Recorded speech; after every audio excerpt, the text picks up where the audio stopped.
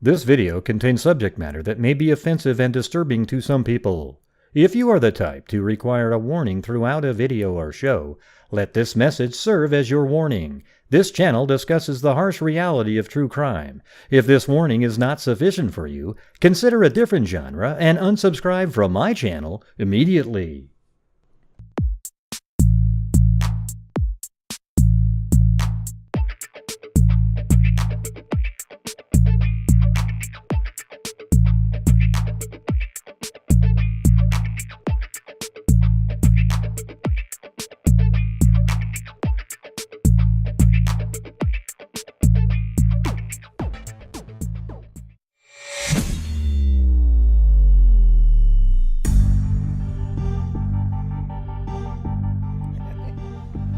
What's going on, freaks? Yeah, look at Blue. He was scratching his face at like Mach 20. Yeah, it looks like, I think the rain cloud is, God, my head's so low on the screen. Is that gonna work? Yeah, the rain cloud's too dark, you know.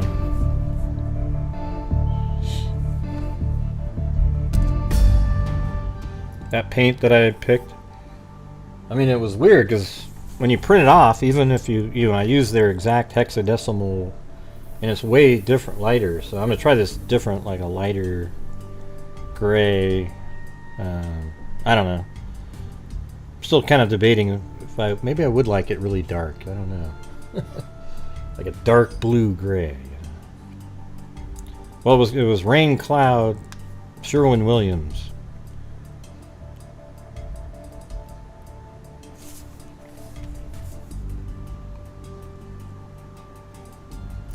And thank you, Georgina Stoliker. But when I saw the paint on the actual... Here, I'll show you how dark it was.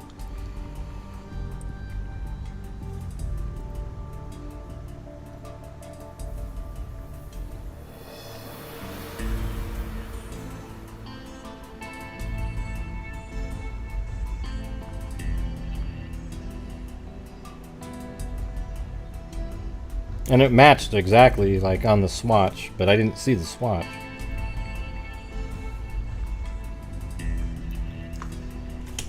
I'm just waiting for people to get here. I mean, it's an absolutely crazy story. I was looking at it yesterday, but I was doing something else on here.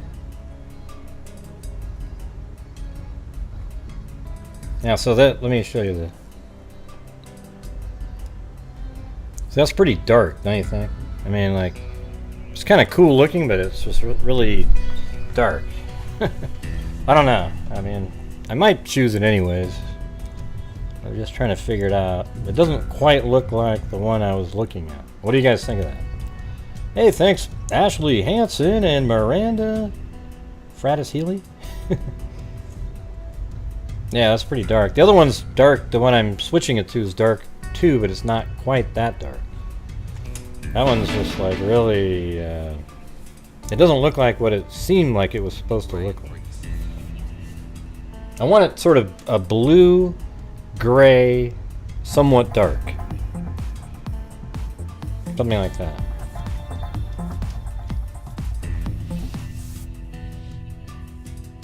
Yeah, so I don't know why it looks like that. Let me show you what it looked like online. That was you know, this was sort of like the color it was supposed to be. Not there, hold on. Yeah, like that. That looks somewhat reasonable, right? But man, I don't know. I mean, it's weird because it sort of looks like that even on the screen, but you can see it's darker on the left than it really looks like in here. But I kind of like that look there. So, I don't know. I might still go with it. I don't know. It just seems kind of dark. Thank you, Kathy Chapin. You guys are awesome. Thanks for the good start there.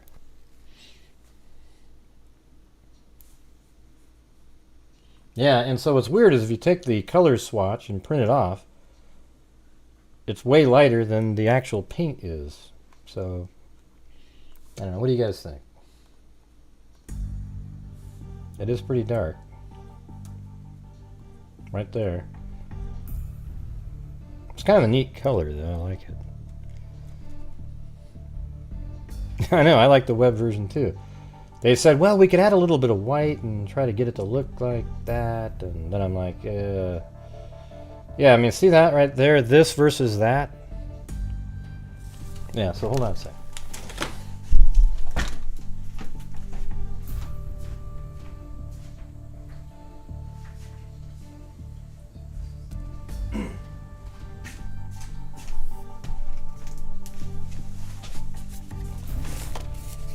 Thank you, the Incredible Hulk.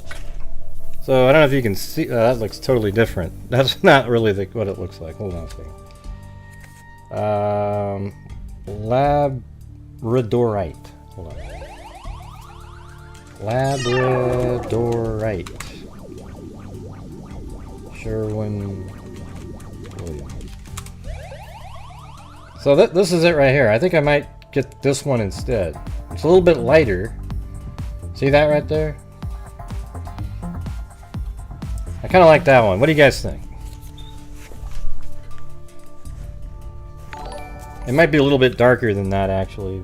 The actual swatch. But it's kind of cool, you know. It's Labradorite.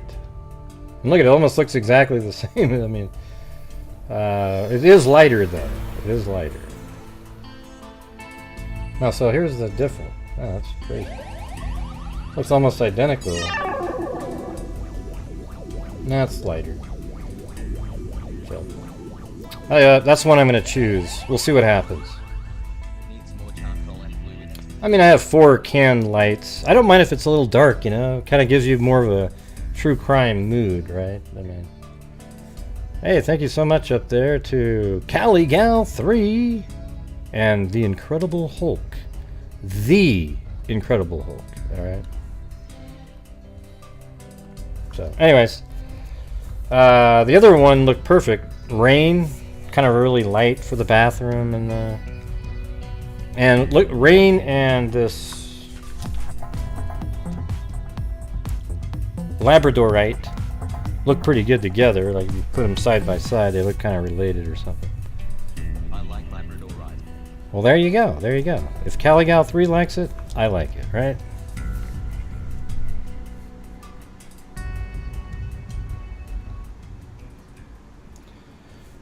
Okay, so let me do a first story. So what we're going to do tonight is do something sort of similar what we did with the Idaho case with the Delphi one, but just sort of like more of a, you know, looking back kind of questions and have a discussion, you know, maybe have call in, something like that. But I want to talk about, first of all, there is a update in Dee Warner really quick. Somebody sent it to me. So here's Dee Warner. Second day of Dee Warner declaration of death hearing. So this is pretty cool. This is what Greg was talking to me about. And let's see, it says, the hearing will be in the courtroom, probate judge Catherine Sala. This will be the second day of the hearing, with the first day being in late June. It has been over 2 years since Dee went missing from her Munger Road home, and the family is now working to have her legally declared dead. Judge Sala has already heard testimony from the woman who saw Dee on April 24, 2021, the day before she was officially considered missing. She also heard from a close friend of Dee's, her massage therapist and intelligence analyst with the 1st District of Michigan State Police, the conservator for Dee, and a handwriting expert. So what they're trying to do is get her declared dead, and then you can do a wrongful death lawsuit against the wacko ex-husband here, Dale. Okay, so that's kind of what they're going for here. They're going to try to go for a wrongful, after she's declared dead, go for wrongful death, and then maybe through that trial and the information that's put out there, maybe law enforcement will get off their ass and actually go, wow, hey, there's a case here we could look into. I mean, I feel bad for Greg. I mean, it's just, it's ridiculous, right? Horrendous investigation. So that's just a quick little update on that, all right? And so now let's get into the crazy psycho wacko in Pasadena, Texas.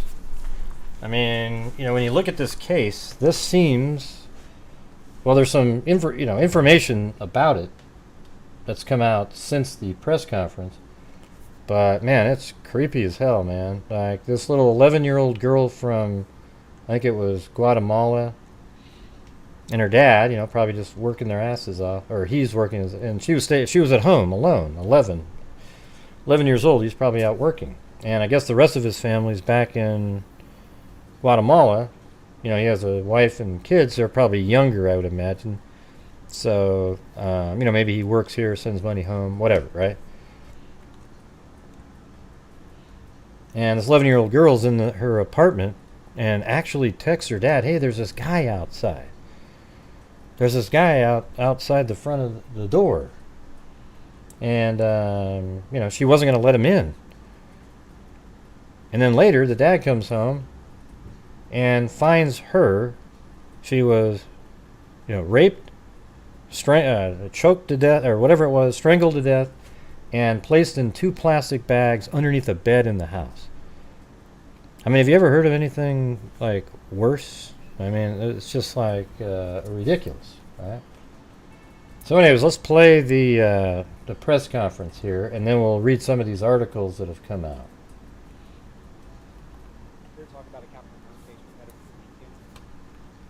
Saturday at about 3:07 p.m. Here to talk about a capital murder case we had over the weekend. This past Saturday at about 3:07 p.m. Our officers were dispatched to an apartment complex at 1004 Main, apartment number 24. Our dispatcher originally received a call of a 11-year-old doctor. See, what's interesting to me is, I mean, here's the apartment complex right here.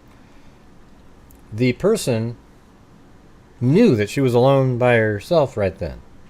You know, either knows the husband somehow, or lives here, or, you know, is stalking outside waiting for a father and a child and the father to go to work, knowing that she's alone by herself. Okay, so, you know, there's a chance the person actually lives in the apartment complex because they would be aware, or they know the father. I mean, how else would the person have known that she's alone in that room? What do you guys think? How would he have known that she's alone in that apartment building? I can't think of, like, it wouldn't just be random, right? I mean, I guess it's possible he knocked on the door to get in to steal something, and because there was no answer, and then, you know, opportunity, whatever. I mean, it seems to me more like it was targeted for the 11-year-old that was in there, and planned out. I just said that, Deborah. Jesus. Breathing. Our officers, as well as paramedics, responded to the scene. The 11-year-old victim was pronounced deceased at the scene by paramedics. We immediately began an investigation involving our detectives. The case has since been ruled a homicide. The 11-year-old was her death as a result of strangulation, and the investigation also revealed that she was sexually assaulted. The victim and her father are both from Guatemala, and they're the only 2 people that lived there at the apartment. On Saturday, her father left for work at about 9:45 a.m. And shortly after leaving, shortly after 10 a.m., he received communication from his daughter that there was an unknown person or an unidentified person knocking at the front door. That was the last communication he had with his daughter. A little later, he asked some family members that also live in the complex to go check on his daughter because he hadn't heard from her. An aunt and an uncle went into the apartment. They did a cursory check and were unable to locate her. And about just after 3 o'clock, when her father got home from work, he found her body concealed underneath the bed in the bedroom. I mean, that's insane, you guys. I mean, think about that. I mean, literally took the time, I guess apparently put her in 2 plastic bags, put her under the bed, and he was hoping that she would be there a long time because he was going to try to hide the decomposition. He wanted to make it look like she just ran away. At this point, the father's alibi checks out, so he is, at this point, at least not a suspect in this investigation. The victim and her father have lived in that apartment for about 3 months. No, Cindy. Did anybody mention anything? With any type of investigation like this, there's quite a bit of digital evidence that we're going through as well as physical evidence, and that we have to process. At this point, we do not have a suspect, but obviously this case is very important to us. Anytime you have death of a, especially a child, one that's been sexually assaulted, very brutal, and oh, because I said 2 plastic bags. Yeah, right. Yeah. I mean, it's just double bagged. Okay. Obviously it's also taking a toll on our Web officers Weaver. that were out there and made the scene. So I'll take any questions that we have right now. Do you have files that you might be looking for any sort of information? I know that you said you don't have a suspect, but when you look at the type of crime, Right. it could possibly exist. Right. We're not there yet. We don't have any other crimes like this, but obviously it's a concern because clearly a very, very violent crime. Fortunately, this isn't something that's common. Now, it's nowhere near the border. That's correct. As I understand it, the mother is still in Guatemala.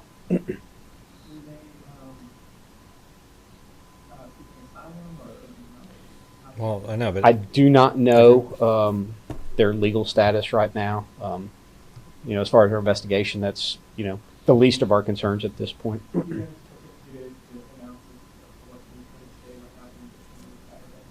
The autopsy wasn't done until yesterday, and so really trying to get the pieces together.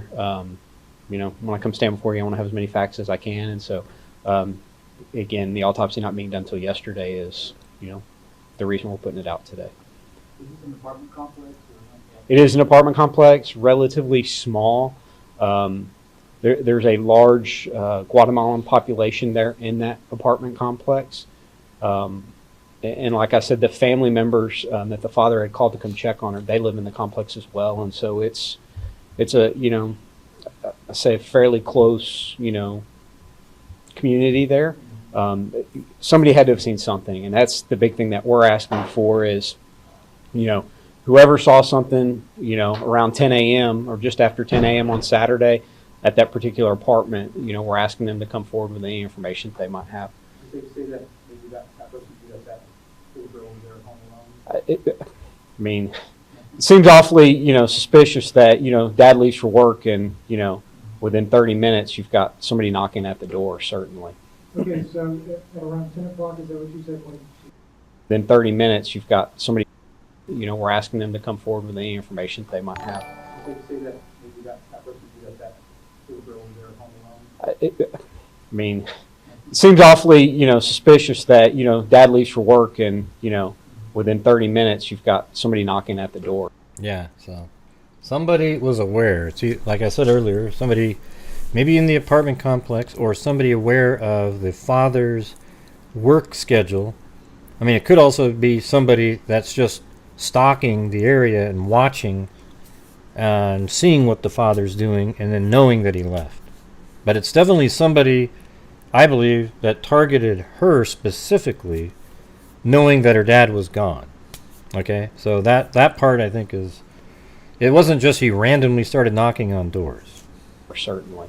Okay, so at around 10 o'clock, is that what you said when she sends the text message to the father to say there's something knocking at the door? Correct. And does the dad say anything like, hey, don't answer the door? Or? There was some communication. I don't want to divulge what the communication was back and forth yet at this point. I will say, he asked if somebody entered. She didn't respond, and that's the last communication there From is. your investigation, was there a forced entry? There was not forced entry. The door was unlocked and it was closed when the first family members went to go check on.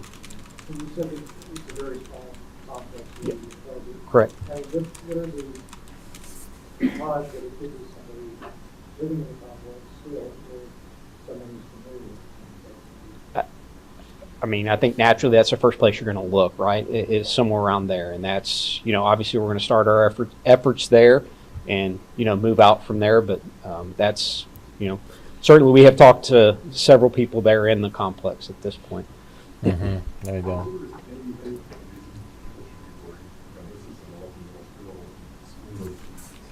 Right. I mean, anytime you have a crime like this, certainly we don't have a suspect at this point, and so we're doing our level best to get out there and solve this crime. But certainly as a parent of a almost 10-year-old myself, certainly is a cause for concern.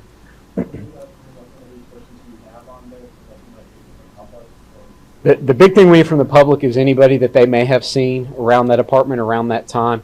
We've reached out to some of our federal partners, again, because you have a large Guatemalan population, and so trying to do research on different people living there in the complex. And so we have our federal partners that are working with us as well as our investigators, our crime scene unit, the medical examiner's office. Everybody is working together on this to try to bring it to a resolution as quick as we can. Were there any security cameras in the complex that you relied on? So there are security cameras in the complex. We don't know if they're operational. We've got the equipment at this point, but I think there was concern with the last storm that they potentially didn't actually record, which is part of the digital evidence that we have that we're trying to process. Nothing out of the ordinary. I mean, like I said, it's a relatively small complex, and honestly, it's a pretty quiet complex. With all the incredible advancements in forensic science over the past few years, things like this, would you think would be fairly solvable? Would you be able to identify somebody in a pretty short period of time? I don't know what the timeline is on getting all these results. Right. And that's always the biggest challenge is, turning things around. We're not it's not the only homicide in the county. It's not the only, certainly it's a high profile case. I mean, when you have an 11-year-old, but that's not to say one homicide is more important than another one, right? And so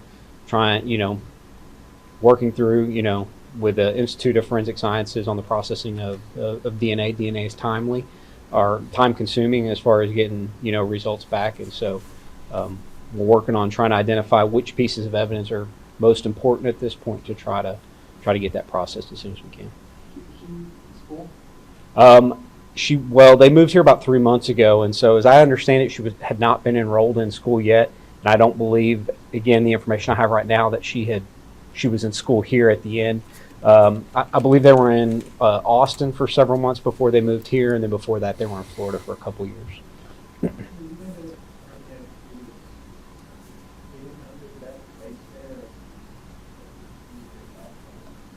Based on the evidence, she was placed under the bed. Any idea how she was trained? We do not know that right now, no. They were using, last couple I days. believe, WhatsApp, and as I understand, there's text messages as well as voice messages back and forth.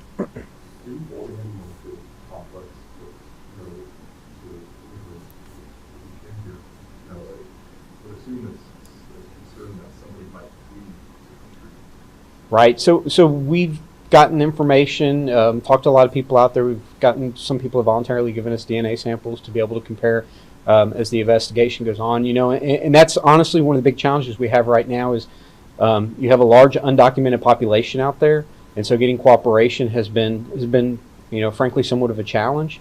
And that's I'm here to tell you right now, immigration status on a case like that, it's neither here nor there. The important thing right now is solving this case and getting the community safe. Do you know if she was strangled before she was sexually assaulted or after? I do not know the answer to that.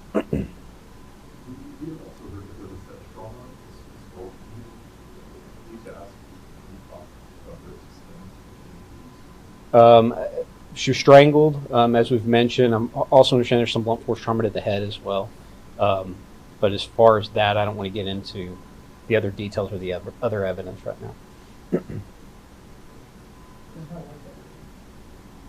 I don't, but I can get the answer for you.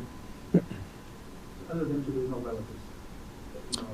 There's an aunt and uncle that live in the complex as well, because that's who the father had initially. He initially reached out to his nephew, who who then told his mom, and the mom, which is the deceased aunt, went over to the apartment. Initially, she opened the door, thought things were out of place, and so she backed out of the apartment, got her husband, the deceased uncle.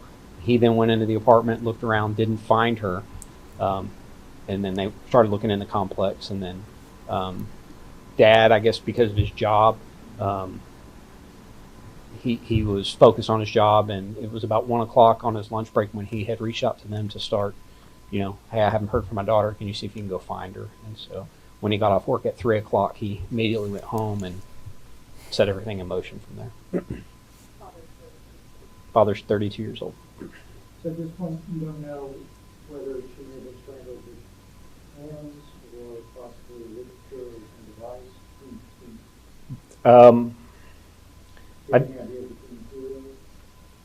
I have an idea, but I'm not in a position that I'm ready to disclose that. Anything else? Okay. Here to talk about a capital murder case we had over the weekend. This past Saturday. Yeah, so these are all the sex offenders that live right in that area there. I mean, look at these. Like, that's the apartment she lives in right there. And I just sort of thought of that as we were doing this. So there's one that lives just right there. I mean, look at 4 of them live right next to the... I guess what we could do is now look at the... let's see. Where is that? Yeah, registered sex offenders in that area. Yeah, I think those are the 2 right next. Yeah, let's see. And by the way, forget about you guys, if you'd like to help support the Grant Hughes Investigates channel to allow me to keep doing these shows every single night, I would appreciate it. It allows me to make an extra income here, and also I donate a ton of money to charity at the end of the month, as you all know. All right, out of the income. Trying to get my music playing again. It feels strange again when it's so quiet.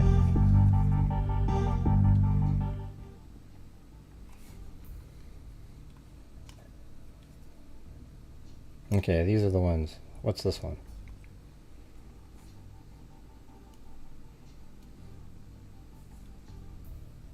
It doesn't say what their offense is, but somebody named Robert Lee Hall. Risk level not reported.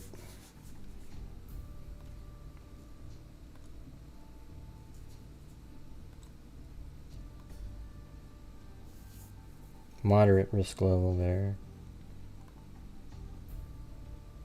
Risk level low. Low. Low. And that was low. But I mean, isn't that amazing, you guys? How many of registered sex offenders live just among us on a daily basis? This is so heartbreaking. Look at this. No child should ever suffer. Look at this ridiculousness. These are all the ones in Pasadena, Texas. Hey, thank you so much, Brown-Eyed Girl.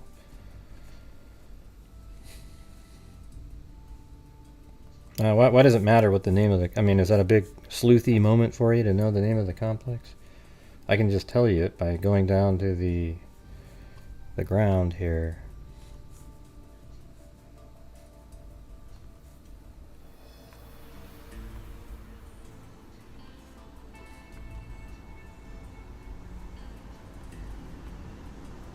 And it looks like it's called Main Village. I mean, I don't know if that's actually what it's called, or whatever, but that's it right there. So it's even a little gated. See, that's what I was looking at earlier, is that there's even a gate on it. So how did the person get into this place here if they don't live there?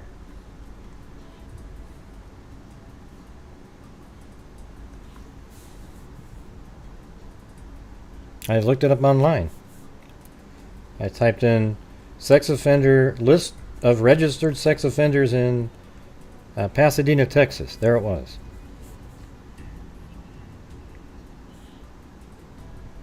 Yeah, I think 11 is fine. I mean, it doesn't bother me.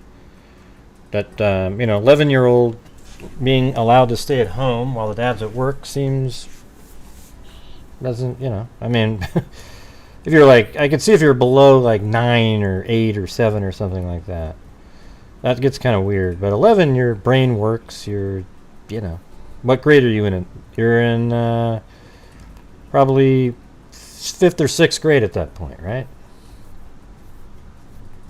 Probably 5th grade.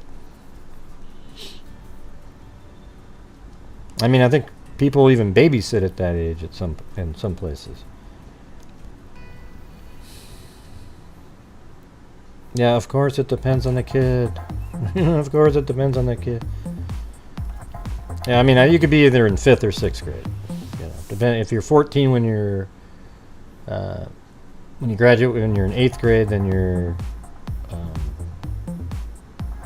11, because you could be 18 when you graduate from high school. So it's either one. Oh wow, Linda, man, you've been a really bright. Hey everybody, Linda was in 7th grade at age 11. Hey, thank you, Kathy Chapin. I mean, you know what's weird is everybody has an argument for something so simple as just saying, oh yeah, you're in like either 5th or 6th grade when you're 11. And then there's like 19 different people chiming in with some sort of a rebuttal. It's wild, it's like like, is that really the really important thing? Yes, I graduated from college when I was 9. Yeah, here we go with the one-upmanships. Here we go.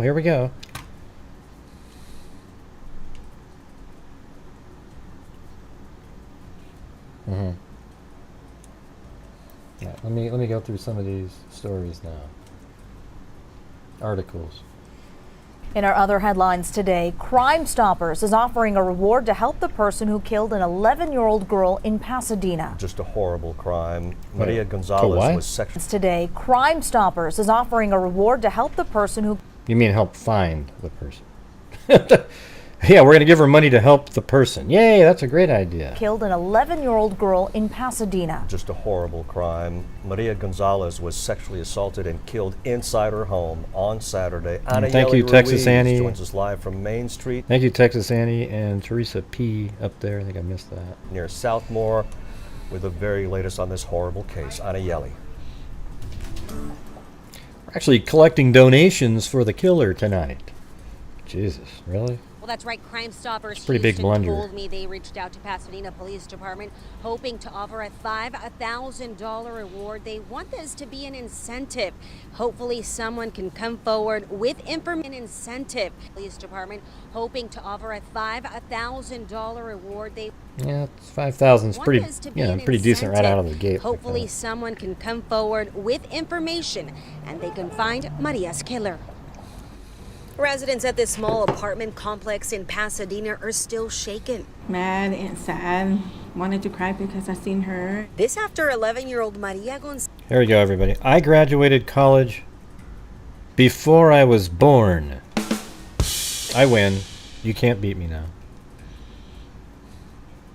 Gonzalez was found dead on Saturday morning. Her father had left for work at around 9:45 a.m. That's the father. Investigators say shortly after, Maria sent her father a message letting him know someone was at the door. Carmelo Gonzalez says he told his daughter not to... I think it's obvious that it's somebody that knows the father or lives in the complex or was just there stalking, but she is specifically the target, and the person knew that he left her alone there, and somehow he got inside the house. So hold on. Answer. Carmelo says his daughter told him no, she was in her bed and wouldn't answer the door. But after she didn't answer her phone, Carmelo sent his brother and sister-in-law to check on her. They live in the same complex. He said they walked in and found the door open. The couch was in disarray and there was coffee and sugar everywhere, but no sight of Maria. When Carmelo came home, he says he found his daughter in 2 plastic bags in a laundry basket under the bed. Dad said he didn't... Why was there coffee and sugar everywhere? I know coffee sometimes is used to throw the scent from a dog off, but not sure about the sugar part. Want to touch her and called police. Investigators today tell us they're still combing through the evidence. Carmelo is not considered a suspect, but they're looking for any clues. It's disturbing on so many elements. Andy Kahn with Crime Levels. Stoppers in Houston hopes the reward helps incite some people to come forward with any information, and fears the person responsible might have known the family. You knew she was alone. You knew all Oh, these there you go. elements. There you go. See? And obviously, you were prepared to do what you did just because of the way I did you get that left from Beverly this Hills young Cop. girl. So there's a lot of thought and a lot of planning. That It must went be into real, this. though, because But they wouldn't have... reward or no reward? Realmente, yo pienso que no sean los $5,000 que... Neighbors hope someone just does the right thing and comes forward. Yeah, but why was it everywhere? Like, why would the 11-year-old be grabbing the coffee and sugar and stuff like that? I mean, she's really little. I mean, how would it get up there? Now, Maria does have a mother and a 7-year-old sister that live in Guatemala. Good for you, Jean. Good for you, everybody. Hey, Jean Fish was 13 in the 8th grade, everybody. Give her a big round of applause. Her father tells us they're hoping to take her body and give her a proper burial back there. And by the way, I'd just like to remind everyone that Crime Stoppers is offering a $5,000 Yeah, but reward. a scuffle with an 11-year-old that's tiny and there's coffee and sugar all over the place? I don't know, it just kind of doesn't really make sense to me. You can barely even reach up on a countertop at that age. You can do this online or even through their app on their phone. You can do it in over 20 languages and remain anonymous. You can don't also know. contact the The Pasadena coffee and sugar doesn't make it look like something else. It doesn't make it look like anything. It just seems weird. Police Department. Reporting live, Anayeli Ruiz, KHOU 11 News. Horrific crime. Our hearts are with that family. Anieli, thank you. All right, there's one. Then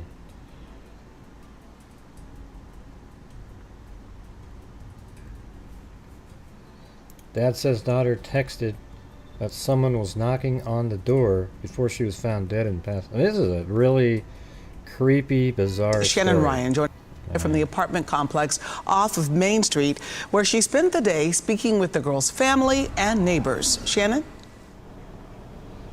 Erica, well, the entire neighborhood understandably horrified. We spoke with one woman who lives in the complex today who said she's just so scared she even sent her own daughter to live with relatives. No. She just wishes she could have helped her. It's too late. Well, she's already gone. I'm like, well, man, it's just so sad. 11-year-old Maria Gonzalez's family friend and neighbor regrets having not offered to babysit the girl the day she was killed. What goes through my mind? I guess it's possible if you guys want to go, oh, yeah, that the person on the door said, hey, I just want some coffee and sugar. And then she your dad said I could have some coffee and sugar. So then she brings that over, and then he attacks, and, then it gets all over the place. Something like a catfishing sort of, check out my dog or, type of thing, but it was sugar and coffee, But what's she going to hand him the whole coffee bag and the... I'm like, wow, I wish I had did something earlier before all this happened. Like, So horrified by Maria's murder, the woman asked we conceal her identity. I can't even sleep. Police say Maria's body was found Saturday by her father. He told them she texted him around 10 a.m. shortly after he left for work, saying someone was knocking on the door of their apartment. When she didn't respond, he sent relatives who live at the same complex to check in, before coming home himself around 3. He found her. You ever notice that Zozo and Cindy ask similar questions? It's almost, they're like 2 peas in a pod. Body concealed underneath the bed. Police say Maria had been strangled and sexually assaulted. They've taken DNA from several people at the complex, and at this time, they don't think her dad is responsible. And is that good? And whoever did it, oh We my just God, need hopefully one. he gets caught soon. Okay. Now we're told Underneath the bed. police say Maria had been strangled and sexually assaulted. They've taken DNA from several people at the complex, and at this time, they don't think her dad is responsible. Well, this might be a quick genetic genealogy situation where you can at least determine really quickly, is this somebody perhaps in the community based on their origins, or is it somebody complete like if it's a Caucasian person who broke in there, you know, something like that, it might be easy, and then you could quickly do genetic genealogy on it. But if it's somebody of like Guatemalan or Hispanic descent, it'd be very difficult to do genetic genealogy because they aren't represented in the databases. And whoever did it, oh my God, hopefully he gets caught soon. Why Now, we're what? told Maria and her father had been living here at the complex for the last 3 months. They're originally from Guatemala, and the family is raising money to bring her body back there. Live in Pasadena, Shannon Ryan. I mean, they could immediately figure out where the person's from.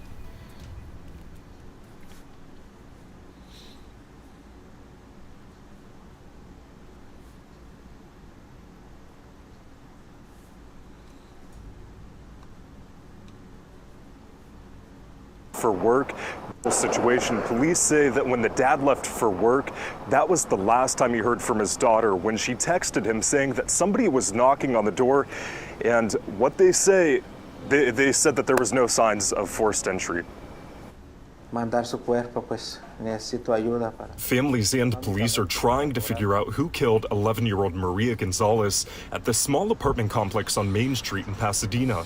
Police say she was sexually assaulted. Why are they not what? Carmelo Gonzalez is Maria's dad. Gonzalez told us Maria texted him. Because they don't, when you say why are they not, it's because there's a lot of people out there don't use genetic genealogy services, and a lot of minorities don't use genetic genealogy services for some reason.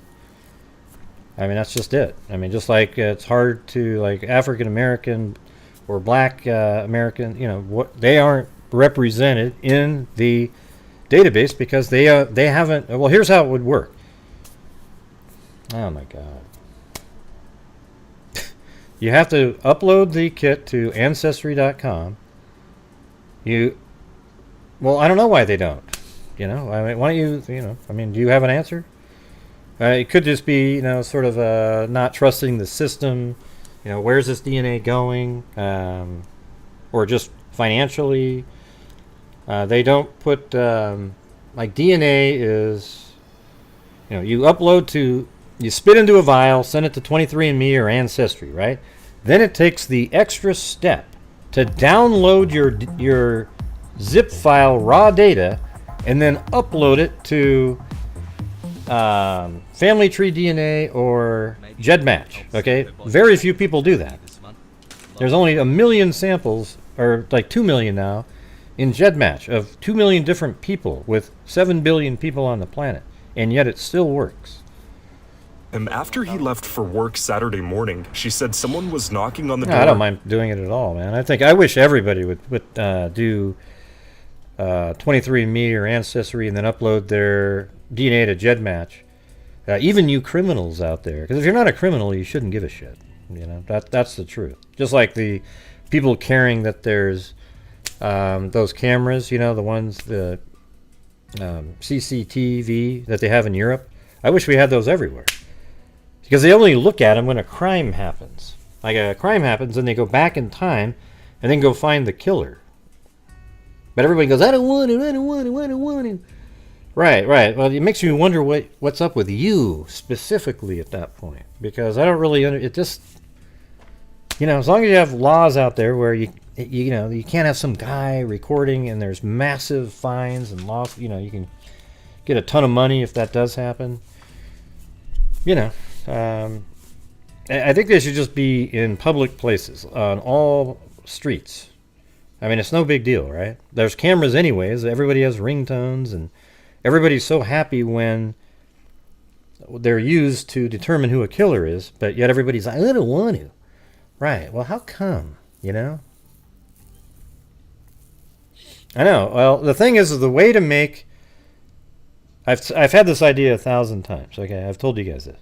The way to make the GEDmatch or Family Tree DNA have a really diverse population is to take anybody who's in CODIS. If you're in prison already, you then have to upload your DNA to GEDmatch and Ancestry DNA.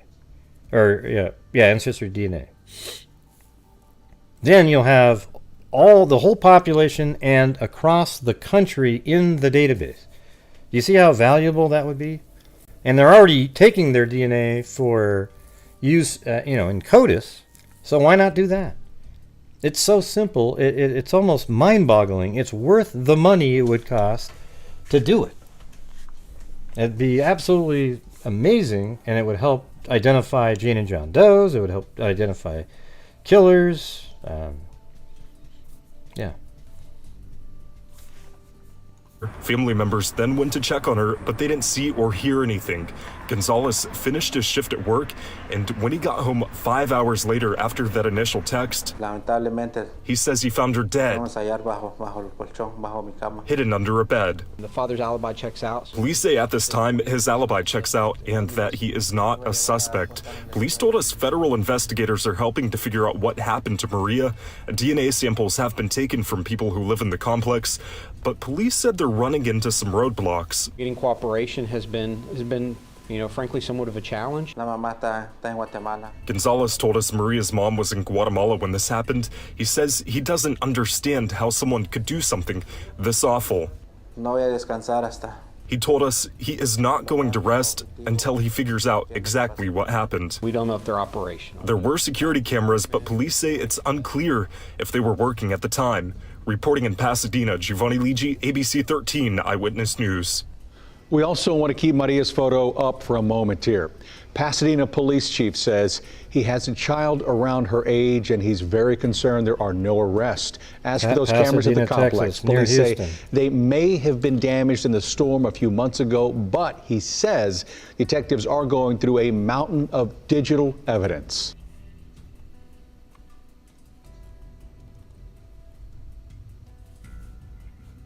Okay, that was the list. Look at the list of sex offenders in Pasadena, Texas. Look at all those. I mean, it's just unbelievable. She lives right here, I think, inside of, right in this area, right inside of that.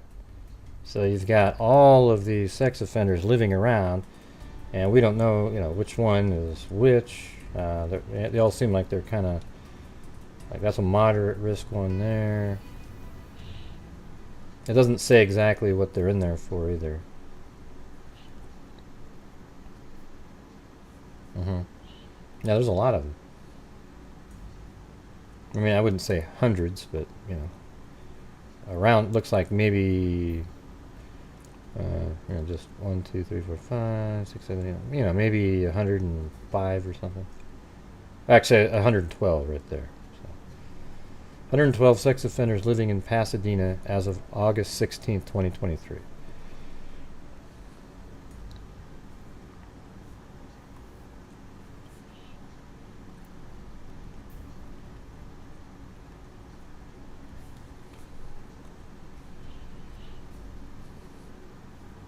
Oh man, what the hell happened?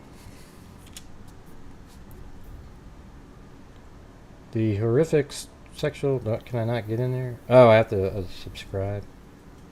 Hold on, let me try something here. Where is that?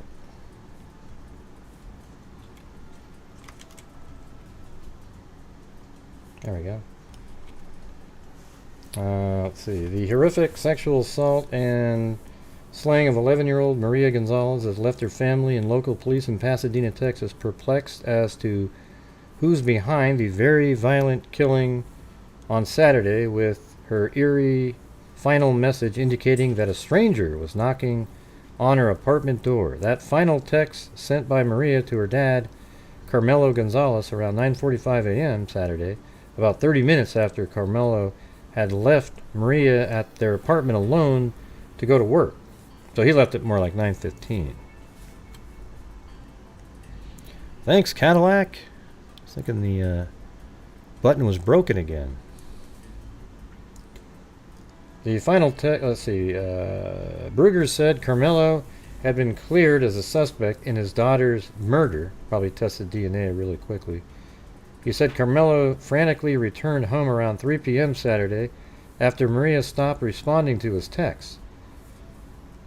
So he came home frantically at 3 p.m., But when did she stop responding to his text messages? I mean, it seems like, if she stopped responding at 9:45, you would just bolt home or do, whatever. I mean, it doesn't sound like you're... I mean, the aunt and uncle went in there and didn't see her, so then he probably got really freaked out because he knew that she had said somebody was there. Before he got there, Carmelo dispatched the girl's aunt and uncle to check on her, but she was nowhere to be found. The chief said Carmelo searched in and around his apartment frantically for Maria. I mean, I could definitely see how you would feel like that. I mean, just like, yeah.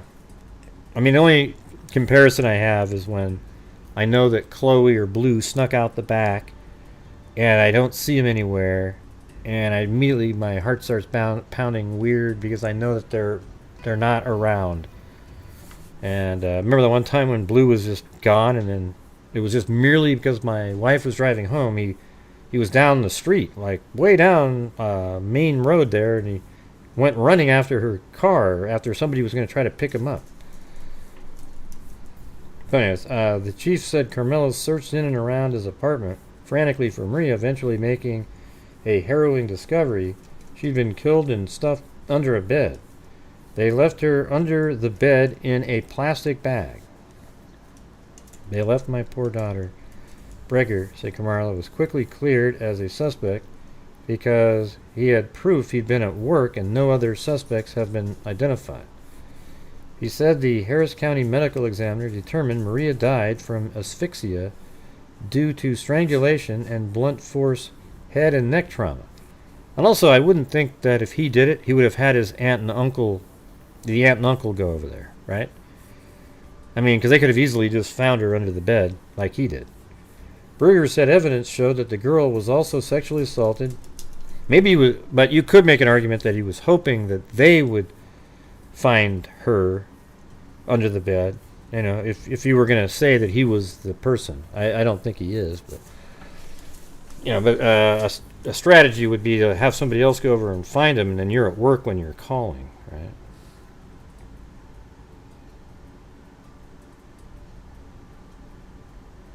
What kind of comment is that, Kelly? Jesus. What does that got to do with anything? Breger said there was no signs of forced entry in the apartment. What about math or something? I mean, it's I don't understand that comment, Kelly. Sorry about that.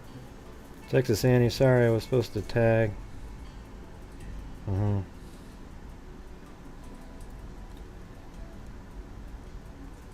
Breger said there was no signs of forced entry at the apartment, and the front door was unlocked when Maria's aunt and uncle arrived to check on her.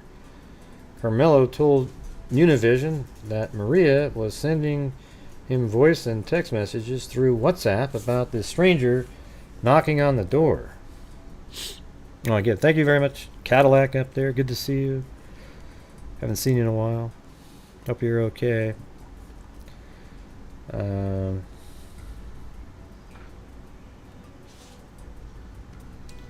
Alright, so they were on WhatsApp. I told her not to open the door because I was arriving at work, Carmelo said. He later added, they took my girl and I love that what I love the most. Carmelo said Maria was an educated, respected girl who was very calm.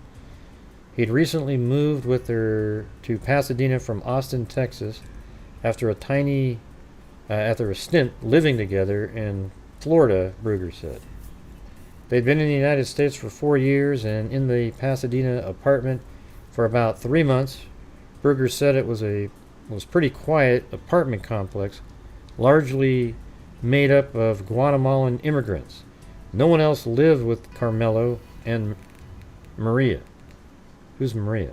Oh, I mean Maria's Carmelo's the dad. And her mother lives in Guatemala. One unnamed resident of the complex told Fox 26 that Maria was such an angel. Given the time of day, Breger said he believes that someone in the complex must have seen Maria's killer. Whoever saw something just after 10 a.m. on Saturday at that particular apartment, we're asking them to come forward with the information, he said. It seems awful suspicious that Dad leaves for work And you know, within 30 minutes, you've got somebody knocking on that door.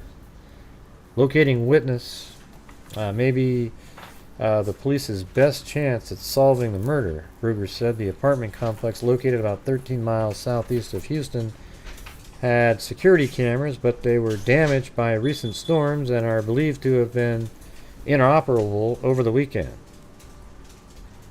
Thank you, Brianna. Props. Ruger insinuated that some residents of the complex had been hesitant to work with detectives because of their immigration status.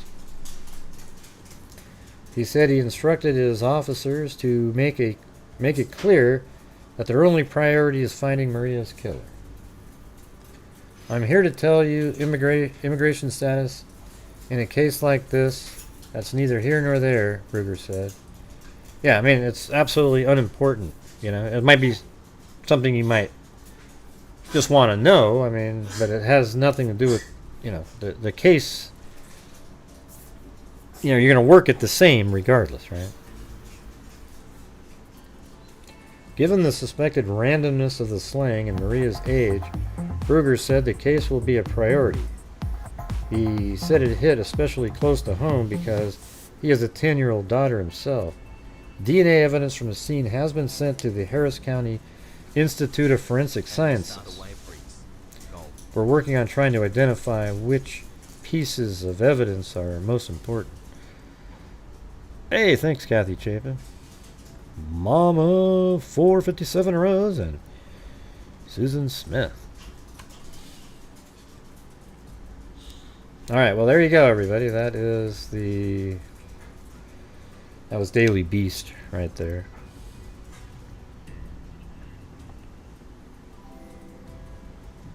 What is COVID in the family? Oh, in your family? Oh, wow. Jeez. Yeah, it seems like it's going around again or something for some people. Hey, Greg. Did you get the email? Hey, Greg. Huh? Open your email. Who's bored? Oh. Maybe he's just making a joke from the earlier stuff.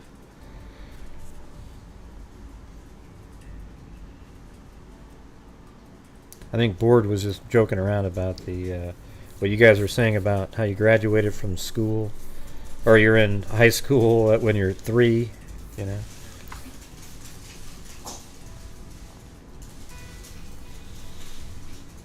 Yeah, it might be anything, Mark. I think it's there's a pretty good chance that it's not even somebody from the Guatemalan community. This is some psycho predator, you know. I mean, you know what's just amazing is it's inside this apartment complex. It looks like you can come in the back way without going through that fence that's on the street. So, you know, you could come in from this direction somehow.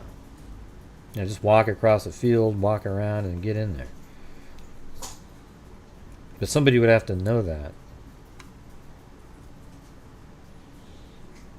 Hey, Brown of Props, gifted a membership.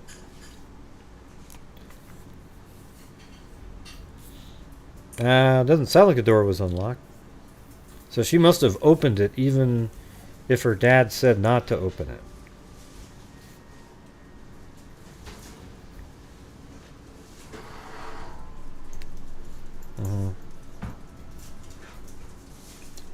Alright, so that's just kind of where I'm going to leave it. I don't have much more to offer here. We showed you the list of sex offenders that live right there. There's 112 right there in that little community.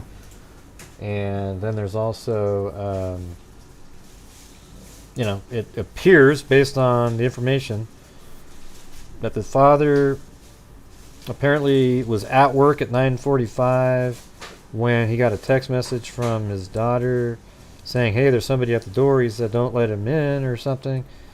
And then later he checked, but she wasn't responded. Then he had the aunt and uncle go over there, and they went in and couldn't find her. Then when he got home later, he went into the house, and I guess apparently one time he looked under the bed and he pulled her out, and she was been sexually assaulted, murdered, and put inside of a plastic bag under his bed. So it makes it seem like that the killer was absolutely aware that she was alone in that house. So that could be somebody that he works with. Maybe there's another person in that complex that he works with who wasn't working that day. You know, so would know his schedule. Or it's somebody just living there, knowing that only those two lived there, saw him leave out the window, and went over there. And there's no other connection other than visually seeing that. Or it's somebody that was stalking the area and was aware and went in there. That's about it, you know. That's about it.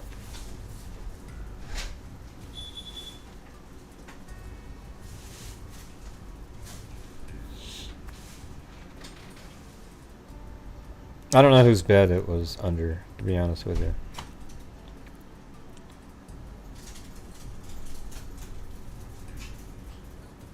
Well, I mean, people say that, but they've ruled him out. They cleared him. So why are we still talking about... I mean, I get the dad angle. He could have done it before he went to work, and then... But what about the text messages? You know, I don't know. Why would he do that, by the way? I mean, it's his own daughter, right? I mean, I know you probably think, oh, well, great, it happens all the time. I don't know. It just... Can't it just be that it's not that this time? Right.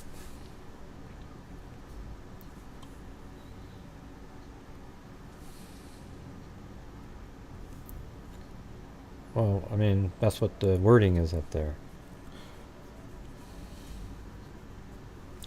Okay, I'm going to switch topics now. I don't have any more, anything else to offer. Do you guys have any other thoughts here?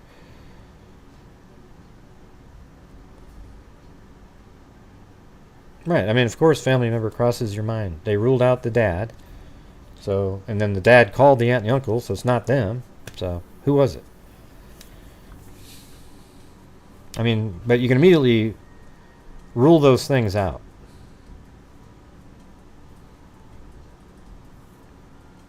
Next, please. Jeez, Danielle. Okay. Man. But you guys, let's see if we can get to that goal before the halfway mark of this show. So then we just coast into the rest. With 730 people, it should be pretty simple.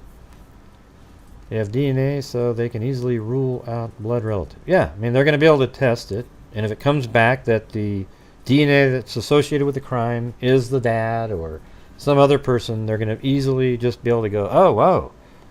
You know, it'd be stupid. Now, you could argue, like I was saying earlier, if it was something, he had the aunt and uncle go over there so that they could find her and he'd be at work. Oh my God, oh my God. But they didn't, so then when he went home, he finds her under the bed.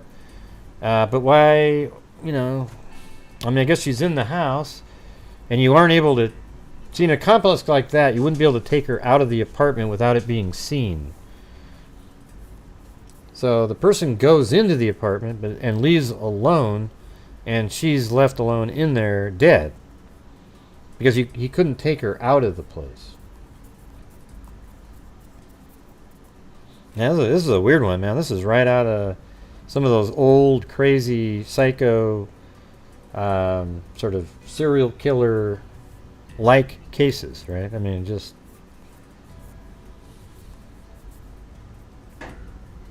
Mm-hmm.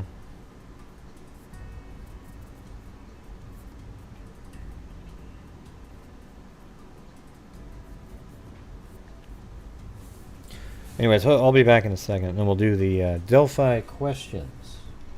All right, so that'll be back in a second.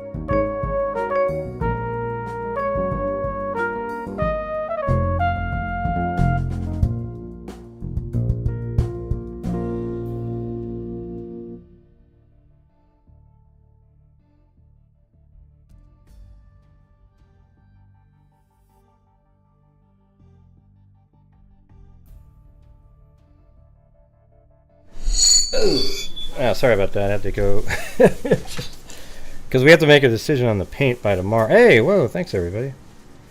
Thanks, Cadillac, Brianna Props, and Brianna Props again. Thank you. This music is something. Miss Grant Hughes. All right, here we go.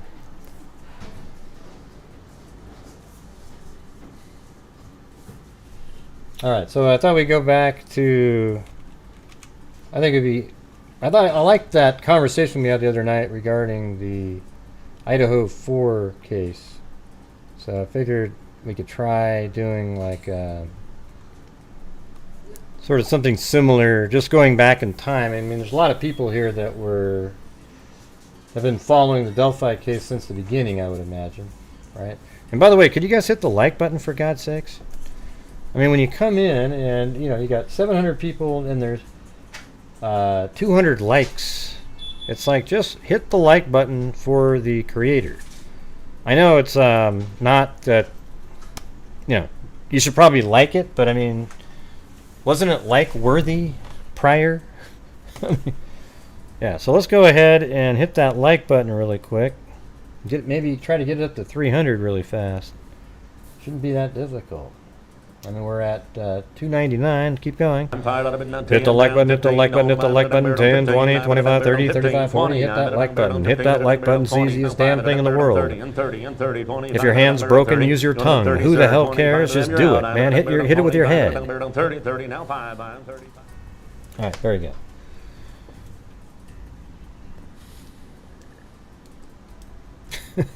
Just do it, man. I wasn't fake crying in the interview, Lori. You're wrong, Lori. See, we're not going to do that on this channel. We don't do those kind of things where, oh, look at the fake tears, everybody. Look at the fake tears. Right. If it turns out it's him, it turns out it's him. But there was nothing to indicate it was him, the father, in anything that we read. Nothing. Okay? And law enforcement doesn't believe it's him either. And that's all you really need to know.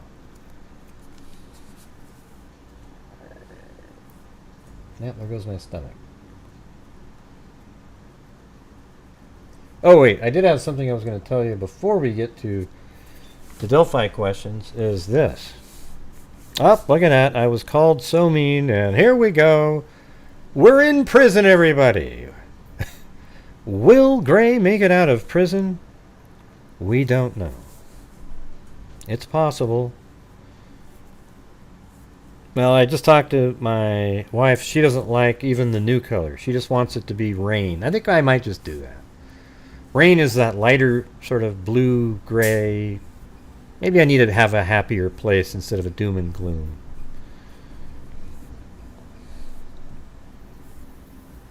Or maybe what I'll do is I'll let... Well, shit.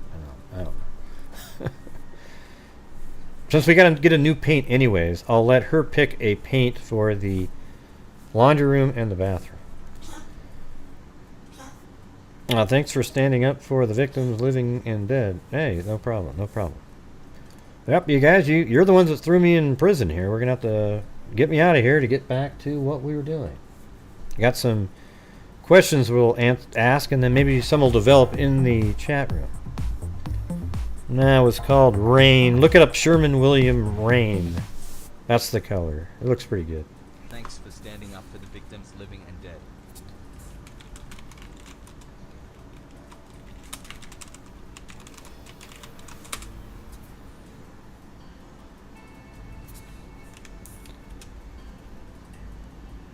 We've already told you.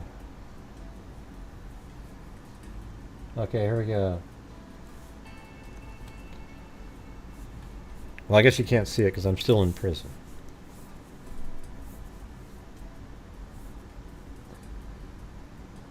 Man, you guys are tough.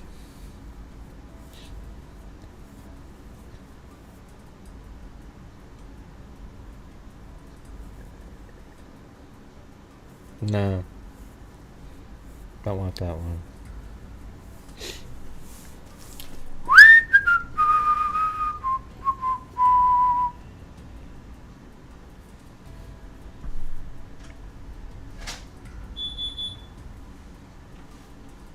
Yeah, it looks better.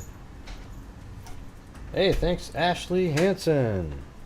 That's enough for to buy a hamburger for the guard. Maybe he'll look favorably for me. Look the other way.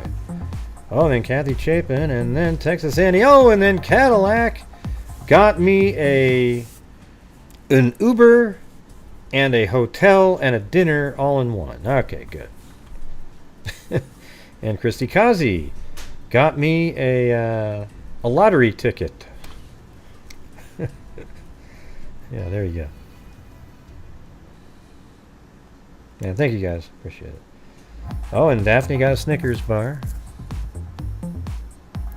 So this is rain here. What do you guys think of using that one? Like this one right here. What do you think? I mean, it's kind of a little bit more peaceful, yet it has the... Thank you, Kelly S. Sorry. Oh, what are you sorry for? You don't have to be sorry for anything. Thank you, Robin Berardo. You don't have to say you're sorry. Like I said, this is like Thanksgiving dinner in here. You know, you sit around the table. Some nights, you know, somebody might say something weird, or it just doesn't matter. Next day, nobody cares. A Snickers bar. So, anyways, that's the color. How about this? Hold on a second.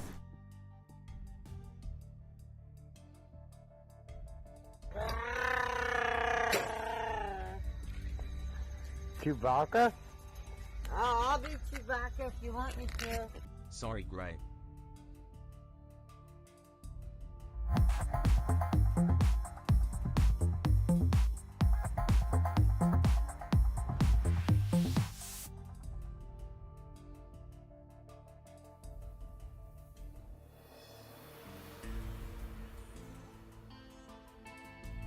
Alright, so I just said she can go pick the laundry room and bathroom colors. There you go. I think I'm just gonna go with this lighter rain, and if someday I want to make it darker, I'll make it darker. But maybe I need something a little bit lighter, you know, for happy times. Maybe I'll be less grumpy. I doubt it.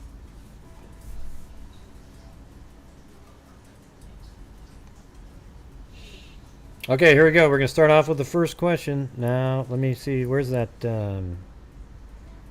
parchment? I like that. We were using that the other day. All right, that's not the question. I've got to get in here and change it. Okay, here's the very first one.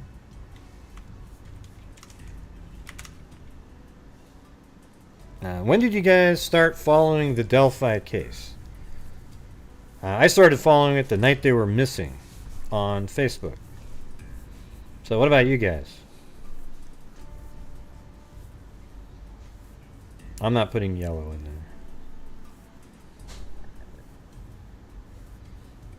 there. Thanks, Christy Kazi. You're mean. Day one, Mark is claiming. Thanks, Brianna Props.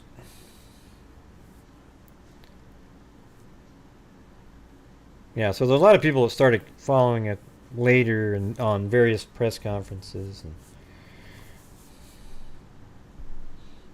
yep, so there's people the day they went missing.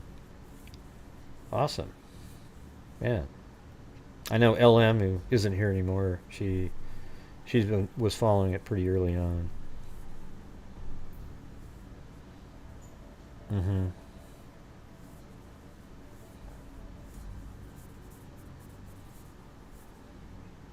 Yeah. Well, when did you find it here, Texas Annie?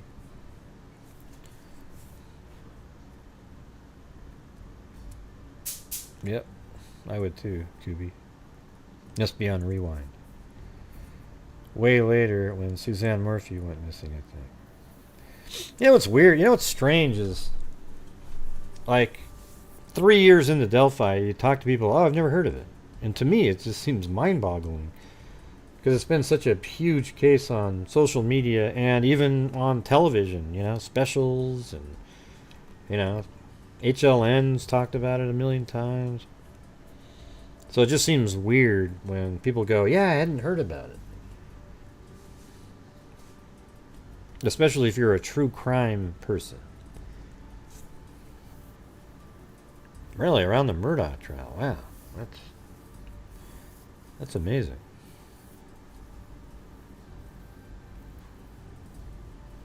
Yeah, but what were you doing before that, David Hughes? My half-brother. I literally have a half-brother named David Hughes, who's a Jehovah's Witness, so I don't really talk to him much.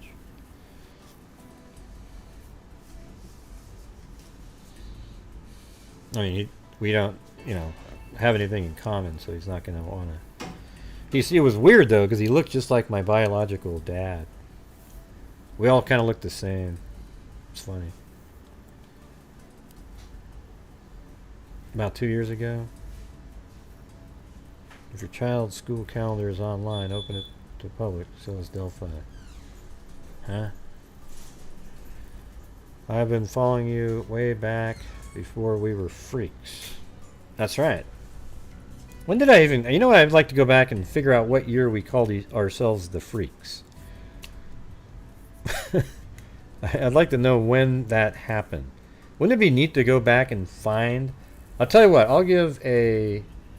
everything Tumblr for somebody to go out, and if they can find the exact show... Although it might be tough because I have a lot of shows private from a long time ago. It had to have been around 2018 or so.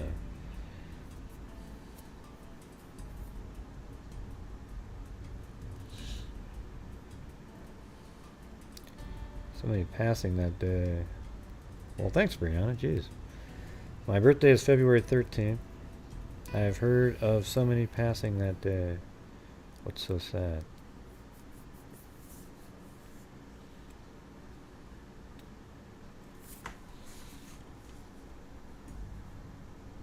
Okay, so now we're going to move on to the next question.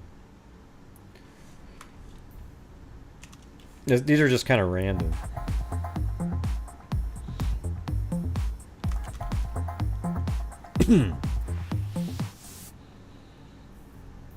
My B-Day is February 13th. I've heard of so many passing that day. What's so sad?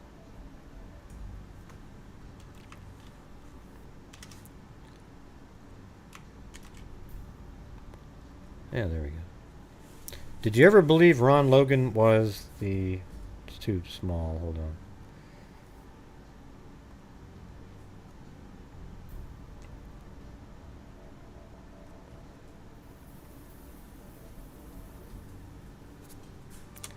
Did you ever believe that Ron Logan was the bridge guy? I never did. There wasn't even a moment that it even made sense. Doesn't look anything like the person. I think anybody with that as visual ability of any kind wouldn't think it was Ron Logan. And even after they presented the Ron Logan document, it was just, yeah, no. Nothing in there seemed even relevant. You know, he had domestic issues with his wives and girlfriends. It's like, what does it got to do with Abby and Libby, you know?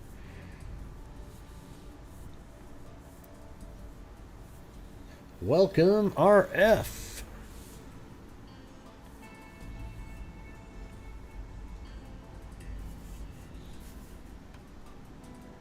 Well, if I did a poll question, I would get different answers here. Let's see. Because they don't want to make their real opinion known. But if I put it out here, this will be a good troll count. Well, I mean, it does. I think there was a lot of people who thought Ron Logan early on was the bridge guy. See, there's already some, right?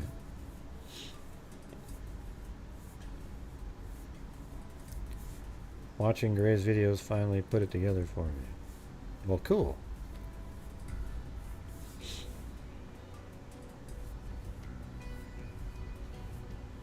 I never did. I never thought any of those guys like Eder. Eder was interesting. I didn't think he would, you know, I didn't ever go, oh my God, he's the one, but I thought, maybe. And then, you know, everybody was sort of interesting. Remember the one guy with that cat was so into? I always forget his name. He's the one that had a similar hat. He was at that store and he forced a girl to have sex with him and then shot the other one.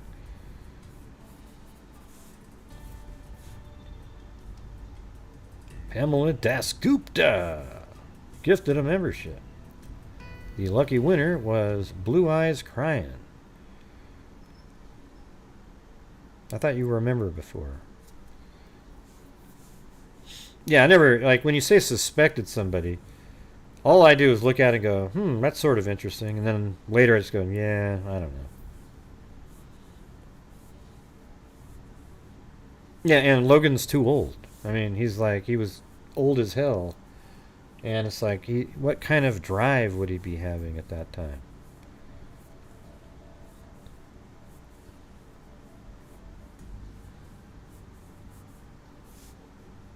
Yeah, Thomas Bruce, that's the one, yeah. So he was sort of mildly interesting at one point, just because he looked similar. And if you think back, Thomas Bruce, you know, he has a similar, everything's kind of similar. Yeah, that guy was sort of interesting too. The guy with the horses. What was the kid's name? He committed the murder on, like he's associated with 2 other murders, and he's literally on Ron Logan's property, has pictures of Ron Logan's horses.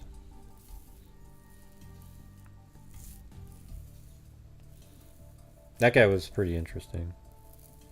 But again, yeah, Garrett Kurtz, right? Yeah, he wasn't really. And wasn't Eder Boggle Queen? That guy was pretty. That was the one that you were following around, right? Or you were communicating with.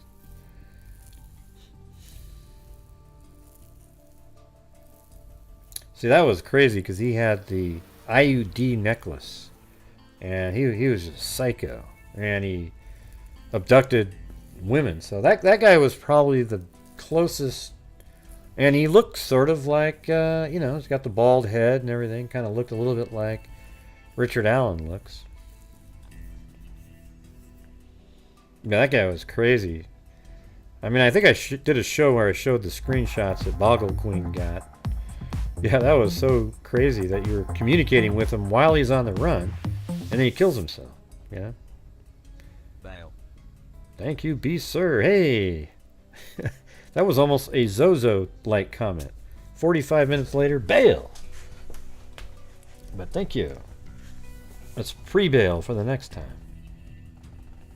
I said that. He had an IUD necklace, remember?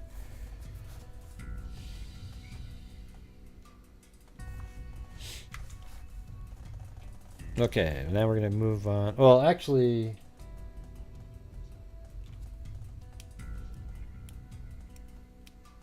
Oh, okay, we'll get that. That's later. I mean, let me move that one up since that one's more relevant here.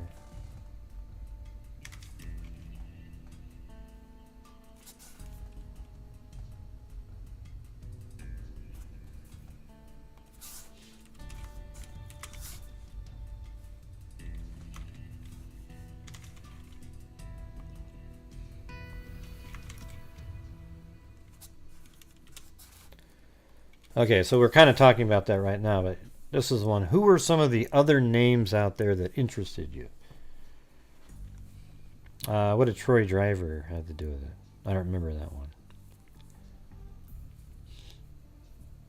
There was Daniel Nations at the beginning. You know, he did sort of look a little bit like the first sketch that was out there.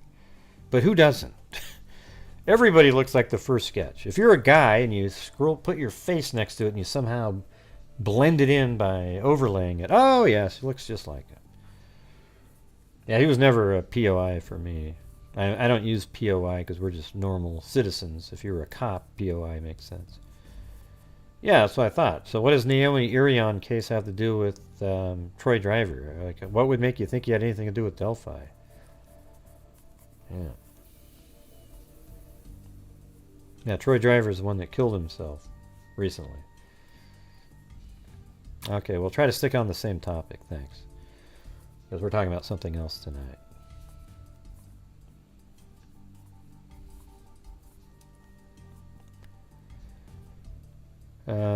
Band on the Run, thanks. Okay, so now let's move on to the next one. Thank you, Aaron.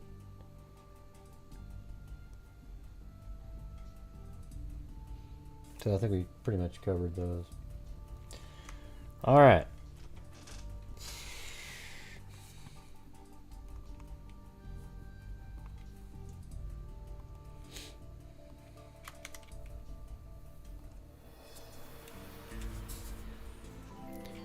Do you think the search the night the girls were missing was reasonable?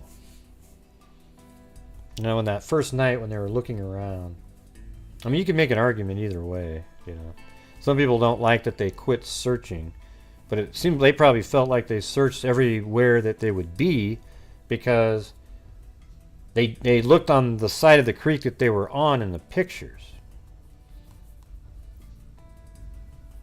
You know, so like on the first night, they were looking... Here, I'll show you.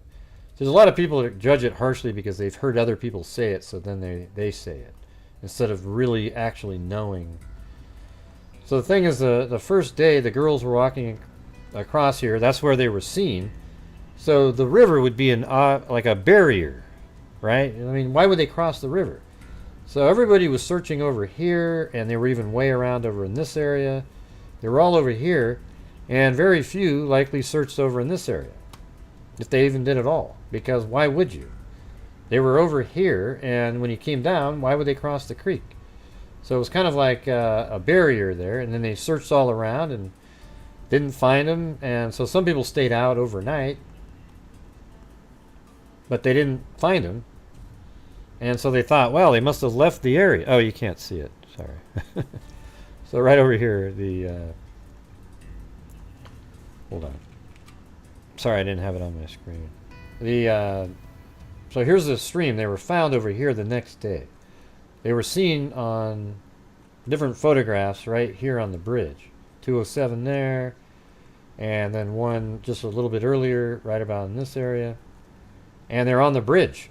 So why would they have crossed the creek over here? So they did the whole search was over in this area, like this. There's even pictures on the news where there's people walking around right here, right next to these three little logs here. They're walking around right there. So they were looking on the side that made sense. I mean, why would you even be looking over here? Well, the girls just went traipsing across the cold water.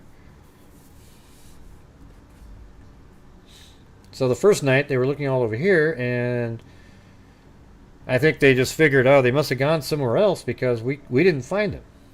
And maybe there were some people walking around over here, but they were looking for some people that were alive, probably. So I don't know. I mean, to me, when you look back in hindsight and go, oh, they stopped the search, but there was also family and a whole bunch of other people that stayed out searching. Then the next day they were found on the other side of the creek, right around in this area. So it's hard to say if it was shitty or what, you know.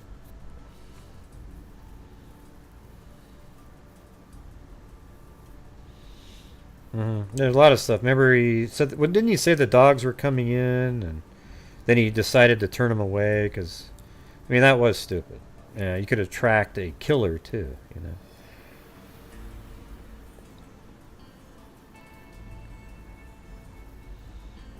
It was part of the search. No, it's not Bridge Guy. You mean Richard Allen, Timothy? Was Richard Allen part of the search party? I doubt it.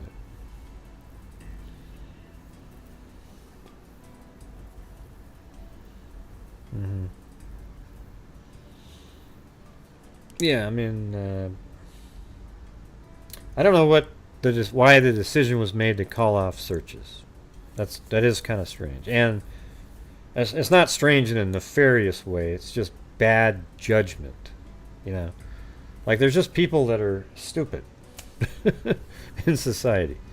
So maybe would have been better to leave him out there. You know, I don't know.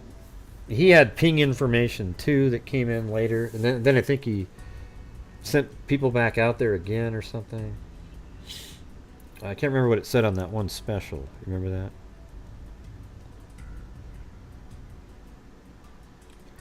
What's the difference in case for day of day after? I don't know what that means.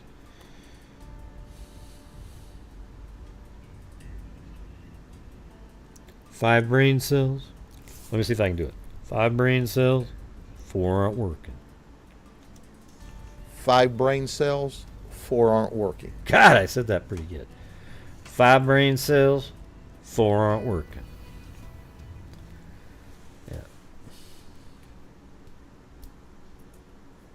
Yeah. But he's the one that chose not to have the dogs come in. He said he regretted that. So it was sort of like a self-inflicted. We don't have the dogs, so we're not going to keep looking or something, right?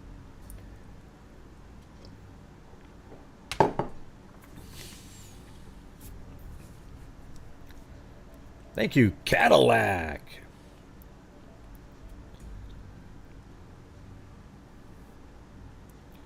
If they brought dogs in after it was searched, it would have probably been too contaminated already.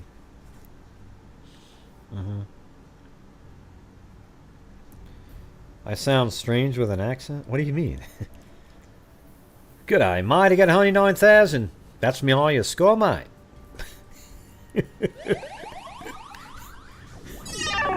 Yeah. That's me all your... No, score, mate. Yeah. Cadillac. Wow, thanks. Yeah, that was... Yeah. If it was the family, I would be pissed about how the whole investigation was handled. Yeah, I think I'd be pissed later. I think I wouldn't be pissed at... I think, like, Holman and all those people worked their asses off. So I wouldn't be pissed at them. The only part I'd be pissed off at is that somehow a key clue never made it to the right people. That's it. Because other than that, they did everything possible. They worked night and day on this thing with the FBI even. Had they got the one clue though, and it was given to the right person, the case would have likely been solved easily within a month. Easily. Like, could have even been a week. No, Carla Jean, it's not 100. I just explained it to you. Yes, that's the one. The thing is the one clue. But you're making it sound like the investigation sucked when it didn't. The part that the only thing they didn't have was that one piece. On their own later, they tied in social media, figured out the type of car that was there, all that other stuff, right? You guys' brains don't work. It's just sort of strange. You know, it's like, oh, the whole investigation sucked because one clue didn't make it to the right person. Yeah, it's a big clue, of course. Everybody knows that. We've all talked about it. But they all were working their asses off, right? You know that, right? They're the ones that came up with Muddy and Bloody. They had the specific kind of vehicle. They knew that there was a car parked in there backwards. They had all that stuff.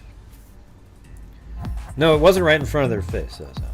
It was in front of the conservation officer's face. Yeah, didn't make it to the right person. So it wasn't right in front of their face. You're incorrect. Your lives. Awesome work as usual. Thank you, Mark Willis. Right in front of their face. Jesus. Man. That's like somebody just inventing information. Yeah, they went digging through, knowing that they had talked to him, and found the clue. And yes, it's ludicrous. I've said this 100 times. It's ludicrous that somehow the conservation officer didn't think to himself, wow, this is amazing. let's say 4 months later, right? Man, you know what? I talked to that one guy. He said he was there. That part is ludicrous. But who's, there? I don't blame any of the leadership people. It's like there's somebody down at a lower level who didn't think enough to say this needs to be elevated. Because at some point, somebody has to know that, right?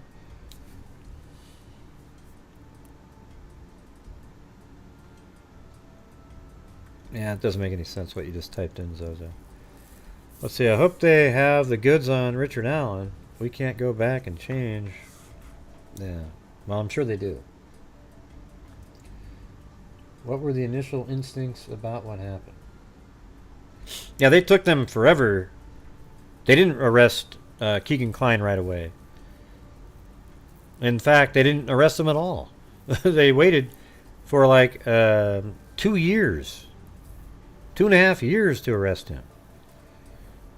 And I think it was after they got all their warrants back with social media information that they realized that, man, he might be playing a significant role here.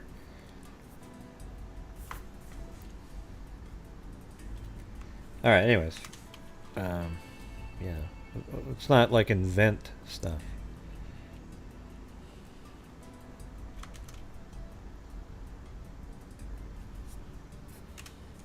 And I think that's kind of weird too. Why wasn't Keegan Kline arrested early with that kind of information on his cameras and everything? That's ludicrous, right? I mean, you got the guy. He's got this stuff. But maybe they wanted to. I don't know I don't have any idea what they were doing there. And maybe it took a long time to get the information back off of those phones, because we're reading a document that it describes what was found on the phones in a search warrant that happened in 2017 on like February 25th, I think. So they go over to that house, but that's not when they got the answers back. See what I'm saying? That's not when they got the answers. So it might have taken a while, but apparently, like even the FBI and everybody said, well, we don't really see a connection. But that was earlier. Then when they get back all this other information from Snapchat and various places, maybe that's when it got elevated. So, can't believe the conservation officer wasn't screaming from the... I know. That's the part that bugs me the most. I mean, if Holman and the other people don't know about that, then how do we blame them? They just worked with what they had and worked their asses off. What are you supposed to say? Grab somebody and say, are you sure you told me about everything? It should be up to sometimes the actual people that have the information to come forward and say, hey, I talked to this guy. He said he was there that day, during that time.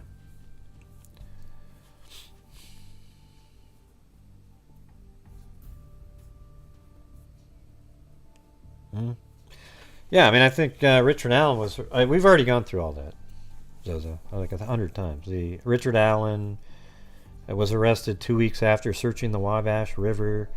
People out there, people say that they don't think it's connected, Keegan Kline and Richard Allen.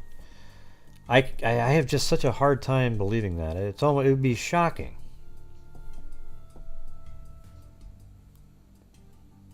Huh? What are you talking about, Zozo? You're just repeating everything that I've said over the years. So you're not like you're arguing with nobody. Let's see. Should have been solved day 3. Well, we don't know if it's day 3 because we don't know what day the conservation officer actually talked to him. But like I said before, if the conservation officer had any wherewithal or the ability to think at all, he just would have said, oh yeah, we've got a picture of you on the bridge. Right here, it was from a trail camera. See that shot right there? Because he's admitting he was there. And you go, yeah, no, we know you were there. We've already ruled you out, Richard. Here is the picture of you on the bridge on a trail camera. We were hoping that you would have recognized yourself and came forward. You go, oh yeah, well that's me. Okay, put your hands behind your back. Because they already knew that footage was off the camera. Wouldn't that just been an amazing thing to do? No, I didn't. Nobody said that, Zozo. We've already gone over this 15,000 times. You're repeating again. They went and found the conservation officer information after talking to Kagan Klein, and I bet you he finally gave up some sort of information, and perhaps based off of the Dropbox account, Richard Allen's name popped up.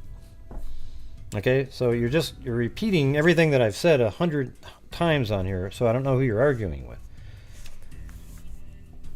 You are repeating shit. I've said everything that you just typed in. I've said it 1,500 times on the show, over and over. Put a hand in the air if you've heard me say that that Richard Allen information was gotten from law enforcement interviewing Kagan Klein.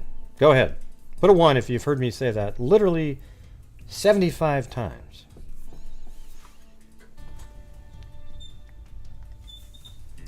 Yeah, really not once. Give me a break. It's like every freaking show, you know? Yeah, well, it doesn't make me mean. I'm just telling you the truth, you know?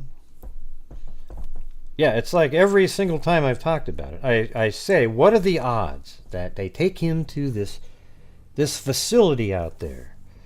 This, like a prison, and they bring him in and he talks to all of these federal agencies. And probably regarding one of the largest child pornography rings in Indiana state history. They bring him out there. Then they're searching the Wabash River for an item. And then just shortly after the search ends there, they give a search warrant at Richard Allen's home and claim that it was off of finding some old document by a conservation officer.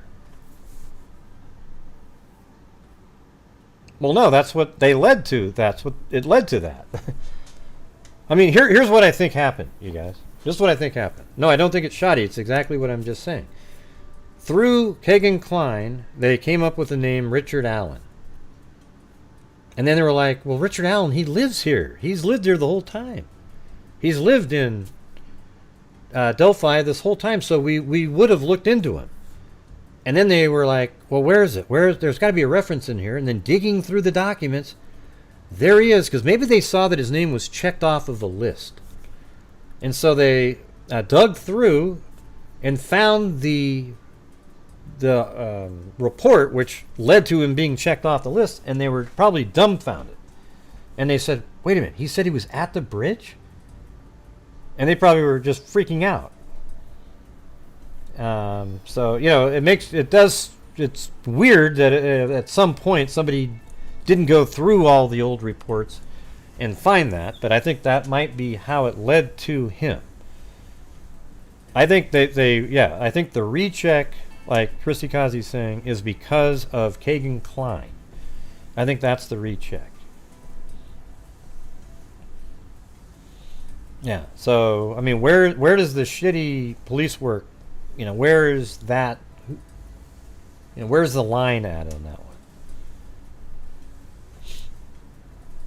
Yeah, I don't know. I mean, when you got like 1,000 reports, you got a name checked off, then you'd have to go back. I mean, I know that they said that they've done that before, right? Didn't you remember when Carter said we started over? We're just going to start from the beginning? And he said that in 2019. Well, doesn't that mean reviewing? He even said we've probably already interviewed the person. Remember that? That was something he literally said. We've probably already interviewed him, and he was right. Except it wasn't really a we, it was a conservation officer. Anyways, let me do this next question. I got sidetracked there. But yeah, I agree with you, because I've been saying that for since he was arrested.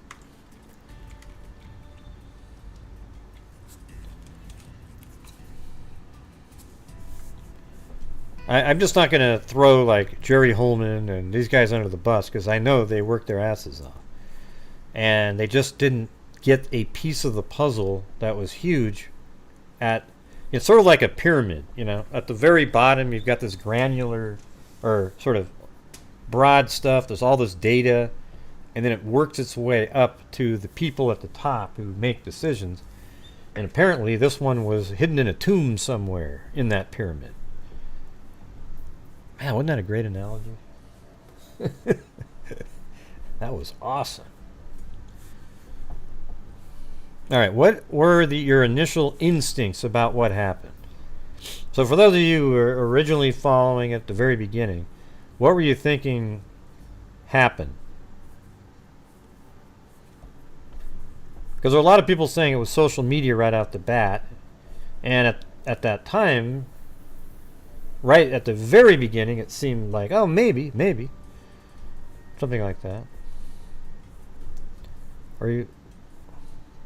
What's that sad face for, Zozo? You look really sad.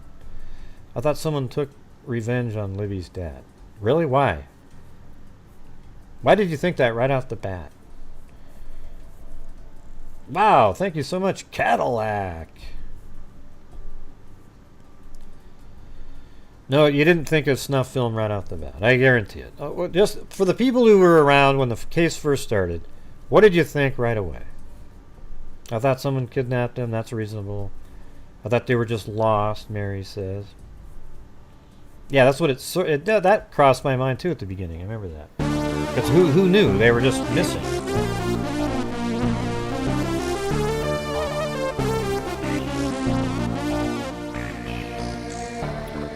Oh, God, Timothy Cecil. It's not going to work for you, man. You're not going to get a date, man.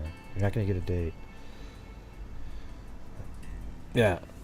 I think my first thoughts after they were missing, and they showed the picture of the guy on the bridge, was that there was a serial killer-like person who was out there hunting for a victim that day, and there wasn't a specific person, but it was just that Abby and Libby fit into a window when there was not another soul in front of them or behind. Okay? Right. Remember, there was nobody in front of them and there was nobody behind.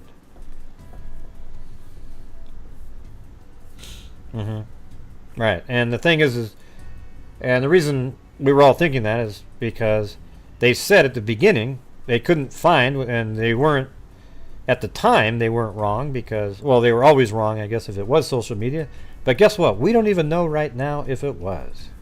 Because everybody, now the people are saying that Richard Allen isn't connected to Keegan Kline, but I think that is almost ludicrous. Okay? There has to be a connection. Do you think he's killed before? No, I don't think Richard Allen has. I think he was out there to fulfill a fantasy that he was, and make money even. I mean, I think there's a possibility that it was like a snuff film that he was filming on a Samsung phone that he gave to Kagan to take to Las Vegas. I thought it was related to that. Where were the other? Oh, that was in Iowa, Evansdale, I think. Lyric and Elizabeth. Yeah, there was, that seemed at the time like, wow, that's crazy. Yeah, kind of a similar sounding case. Well, I think his sentence was huge to give one last attempt. Don't you guys think it's weird that at Keegan Kline, if he's not related to Delphi, why in the hell is Doug Carter there on a day off? And why is Jerry Holman there specifically?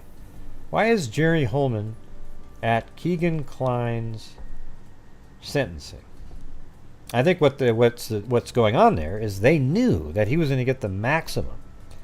And then once that occurs, they can come in and give him one last hope of changing when he'll be up for parole. And they'll recommend something. That's it, man. Because now he's got 40-something years. We've already said that, Mama 457 Rose. I mean, it's funny how people agree, and it's like we've already been saying this for like months. Yeah, you don't need to say you agree. It's just, yeah, you know. We already know that. I mean, it's so weird in here. Oh, I agree. Yeah, I think Kagan, with some other comment, as if we hadn't been saying that for literally. Thought a lone wolf was hunting, planned to do more, but they ran for it. Yeah, that's basically what I thought too. And when you look at the map here, well, you can't see it because I've got a different screen.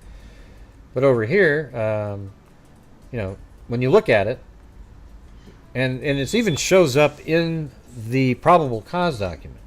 When Abby and Libby got here, it was only the killer in this area. And the killer, because he stood on that platform, knew that he was the only person in this area, and there's nobody back across the bridge. So when the person I called Sue walked this direction, Abby and Libby walked this way, and when they get to the bridge, there isn't another soul behind him. So I think what he did was he walked this way and stood about right here because he could look in both directions. And then when he saw the girls out on the bridge, he started walking towards them, knowing there was nobody behind him. And he might have even waited for them to be about halfway. Then he comes out, and then he's really moving quickly. And then Libby gets off the end of the bridge, and Abby's still near the end here. And he knew, and he probably still kept looking behind every once in a while. Because if there was ever a time where somebody shows up on the bridge behind him, he would have just called it all off. But it never happened. And so it seemed like it was just this perfect timing thing.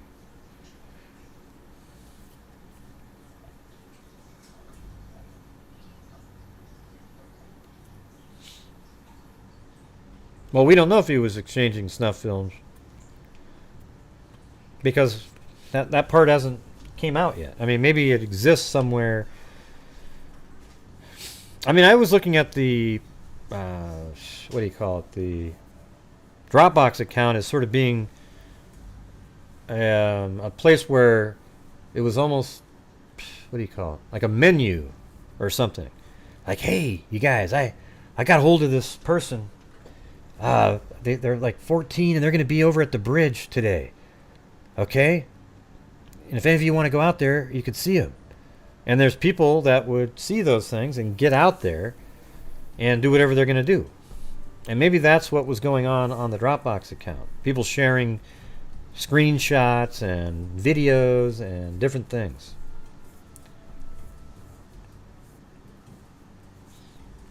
Well, I think his sentence was huge because of all the stuff that he was already doing. They just gave him pretty much the maximum. Yeah. Anyways, so yeah, your initial instincts.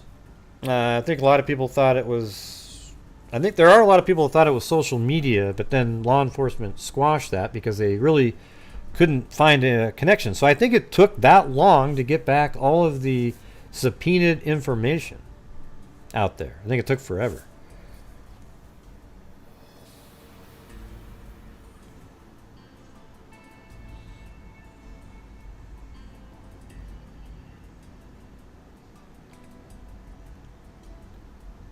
Yeah.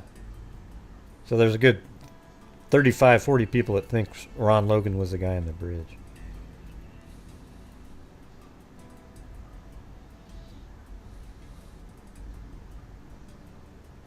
How do you know? Cold truth. You haven't really gone through the information like we have. That's kind of a dumb comment. Snuff film? Yeah, no. Oh, well. Well, here's the thing, everybody. You've got Kagan Klein.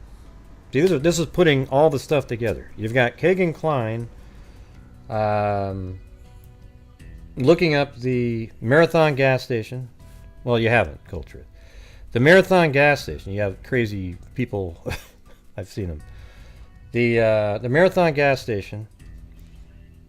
And he's supposed to meet. Kagan Klein is supposed to meet. I mean, who knows what's supposed to go on, but that's an interesting element. That there's a Marathon gas station near Richard Allen's house, okay, on the very same day of the murders. Then you've got, after the murders, Kagan Klein says he finds a Samsung phone in a taxi cab that he factory reset, okay? After he said, oh, there was this, you guys probably saw the guy, the pot guy I was talking to, da-da-da. So there's a Samsung phone that he says he found in a taxi cab that he factory reset. So you might actually infer like what was on that phone itself, right?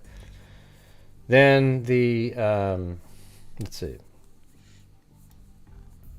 So a scenario that if you put together using all the elements in the cases after the murders, Kegan Kline Richard Allen gives Kegan Kline something, then Kegan and the knife, let's say. So the knife and maybe the phone. Then Kegan drives over to the Wabash River, throws the knife into the river, then takes the cell phone back to his house, and then him and his dad go to Vegas, and they transfer the data to somebody over there, then factory reset the phone, and then come back home with it. So it's not really a crazy idea.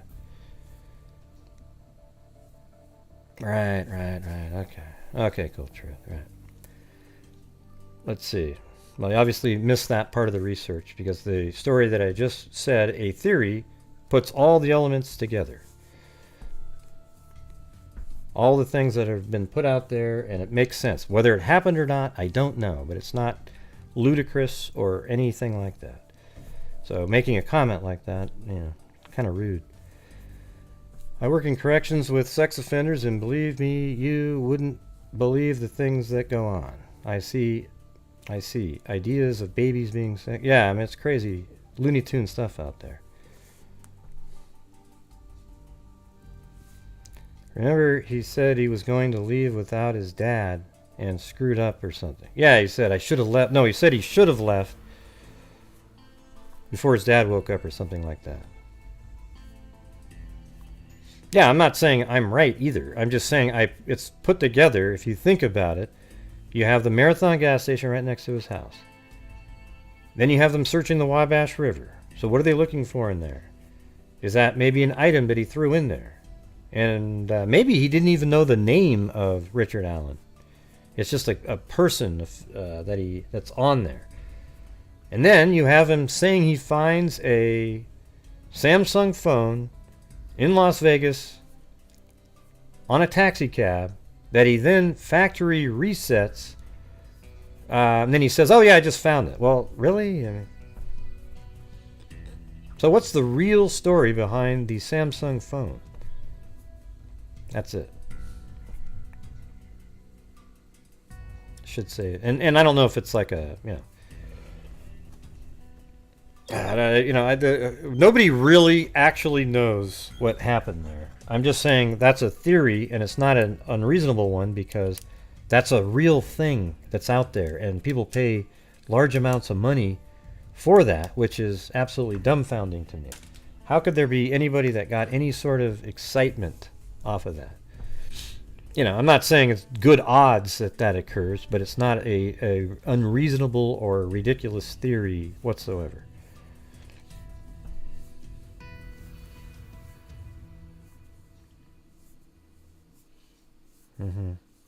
Who worked alone?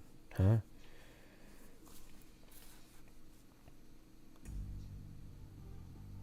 Okay, so here we go. Here was another one from a long time ago. And by the way, I was like that before when people would say snuff films. I'd go, oh, come on, Jesus. But once you start looking at what really goes on in those pedophile worlds with the the different videos that they like to watch, and it led to the largest child pornography ring in Indiana state history. So to me, it isn't far-fetched whatsoever. Now, the weird part is it's technically possible that Richard Allen isn't connected to any of that, and he was just there that day. But it doesn't make sense to me because he was on a mission when he got there. And don't you find it weird? So let me go through this other part again. So you've got Libby and Abby are at home at Becky and Mike's house, and Derek leaves, but they didn't get a ride with him.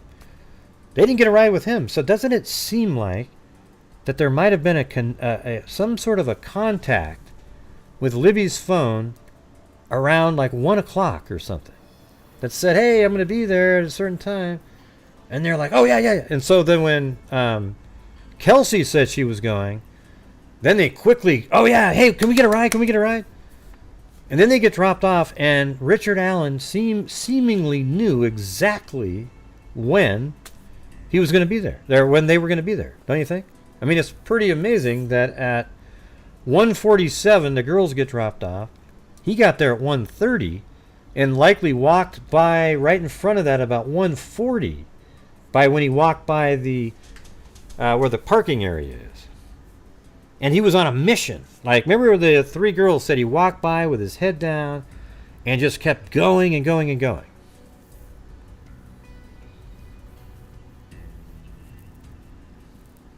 So anyways, up here it says, do you believe the killer targeted the girls specifically, or were they targets of opportunity?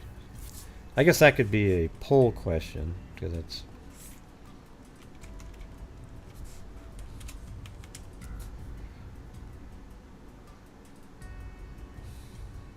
Oh, wait. That's not really a poll question. Yeah, let's see. Specific or opportunity. All right. It's not a yes or no. Remember I did that yes or no on something similar to that one time.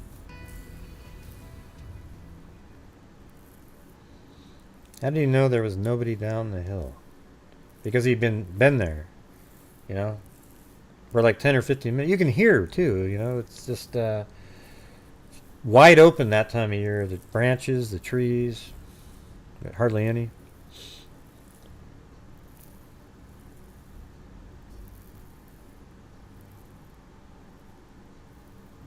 Yeah, I thought it was an opportunity before, but I don't think that anymore. I think now it's specifically targeted to Abby and Libby. Once we got all the new information at the end of 2020. That was it 2020? God, what year was that now? Yeah, I think it was December 2020, right? That's when the Keegan Kline stuff came out. Or the Anthony shots. Or was that 19 now? Man, it's just everything, time's flying by. Maybe it was 2021. December 2021, and then all of last year. I think it was 2021. So what I'm asking is, did you believe that at the beginning? Was it a target of opportunity? So it's not now. It's a did you believe? And so now I think most people believe that Abby and Libby were targeted, right?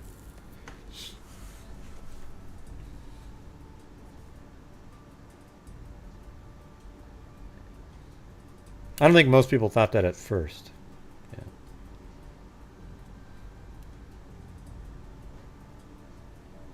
Yeah. Yeah. Originally, I thought it was an opportunity. Yeah, me too. I thought it was a serial killer-like person, and I guess that's still a possibility. If somehow Keegan Kline and Richard Allen are not connected somehow, then Richard Allen is exactly what I thought at the beginning. Except after Keegan Kline and the Anthony Shots profile were introduced, it changed everything, right? I mean, especially when you hear that the Anthony Shots profile communicated with Libby's phone on the very morning of the murders.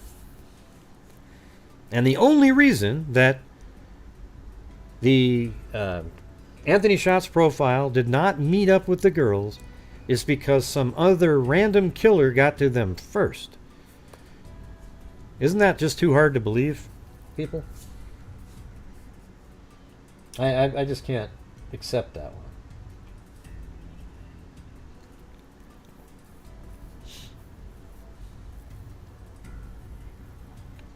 At the beginning, no. My opinion is preliminary investigation shows this.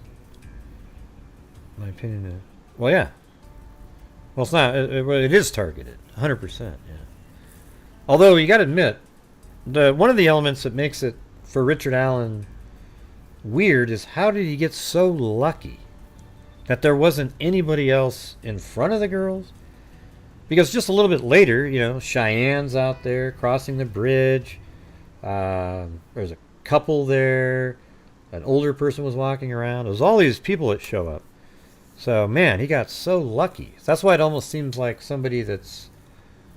I mean, he definitely just would have just called it off, I guess. But, man, it just... The opportunity just arose and he went for it. But those were his targets. Yeah, just pure chance.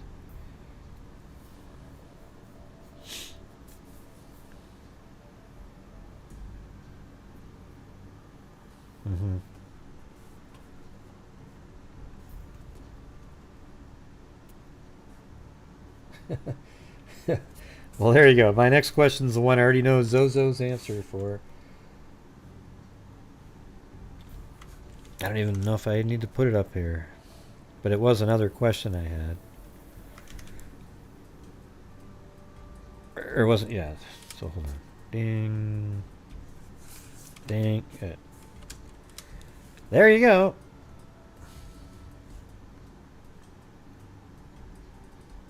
I don't think most people believed at the beginning it was specific. I think they say it now in revisionist history. All right, let's see. The other than the huge clue that the conservation officer didn't convey, do you believe law enforcement? Oh, I spelled law enforcement wrong, but I think I was put enforcement together and then didn't remove the E. Worked hard to solve this case. Yeah, I think they worked their asses off. Whether they did it, I think everybody agrees they worked hard. Did they do a good job in putting pieces together? I mean, somewhat, but they didn't have the one piece of the puzzle that was really huge. Like the big one. The one piece didn't make it to the part of the puzzle. Remember when Carter would say all the time, we know a lot. We know a lot. Man, they sure did, though, didn't they? They knew that it was a specific type of vehicle that was backed in at the abandoned CPS building. They had all the timing of the vehicles that drove by. They had a witness saying he was muddy and bloody. They had the 3 girls seeing him there. They had the Sue. So everything in the probable cause document, other than the parts referring to Richard Allen, they already knew all that stuff. So think about how strong the probable cause document is in saying that if we know the name of the person you're talking about, that person did it. Yeah, I agree with that one. Cold truth. I think the rest of them worked their asses off. But there's also got to be some accountability that the people that deal with the low-rung people didn't gather and collate the information and it didn't make it. Somebody blew it, specifically the conservation officer, but somebody else too, because there's got to be another layer of people that sort of collate and go through this information. Thank you, Tammy Morrell, the poor baby in Pasadena. How terrifying. Yeah, that's a ridiculous story. I'm actually interested to see what is going on. Hopefully the FBI can do a rapid DNA test just to figure out an origin, a national origin, if it's a Caucasian American or whatever, just to get that going. Because the genealogy portion would work simply if it was a Caucasian person.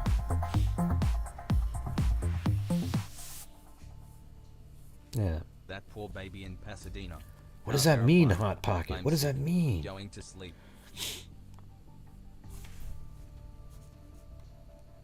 You're gonna go sleep.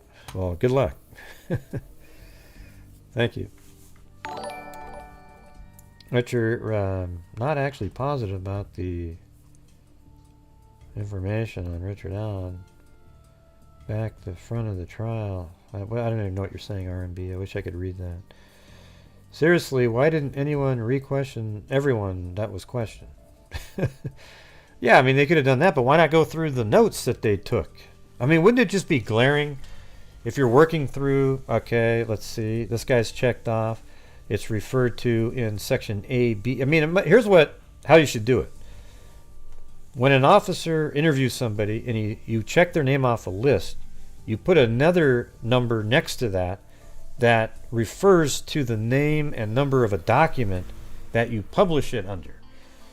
So then you'd be like, oh, wow, okay, so this guy, Richard Allen, how was he cleared? Okay, let's see. Yeah. He was at the bridge that day from 1:30 to 3:30 wearing a blue... Oh, my God. I gotta... I mean, that seems like that would have just stuck out like a sore thumb. I don't know if in the first interview he said that. He told the conservation officer that he was at the bridge that day. I don't know if he gave a specific time, but it was around that time, and he said that he was there looking at his phone for, and he did see the 3 girls, he said, and he was looking at his phone's stock ticker.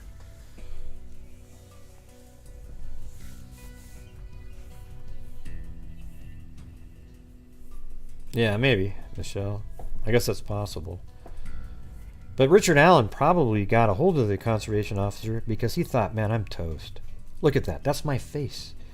That's me on the video there. I'm screwed. Hey, what's going on? Hey, guess what? I was there that day. And he was feeling out what the conservation officer might have told him. And he was shocked. Here, I guarantee you guys this, that Richard Allen for 6 years, was absolutely shocked that he wasn't arrested yet. Because they got a picture of him. And then when the sketch came out, he goes, man, I'm home free. Especially the one that looked like Tom Cruise.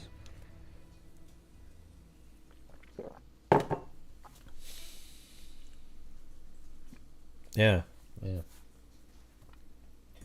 Okay, so here's the next one. I think we'll do another round tomorrow. Because we're just kind of... I mean, some of it's the same. I wasn't even intending to... But we'll obviously do updates on the other...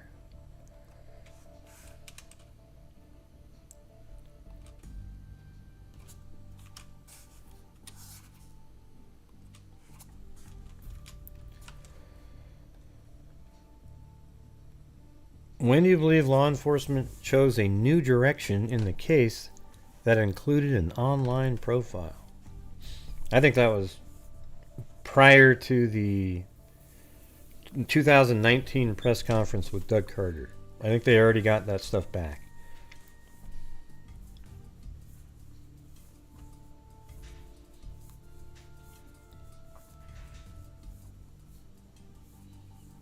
Yeah, maybe there's a reason for that.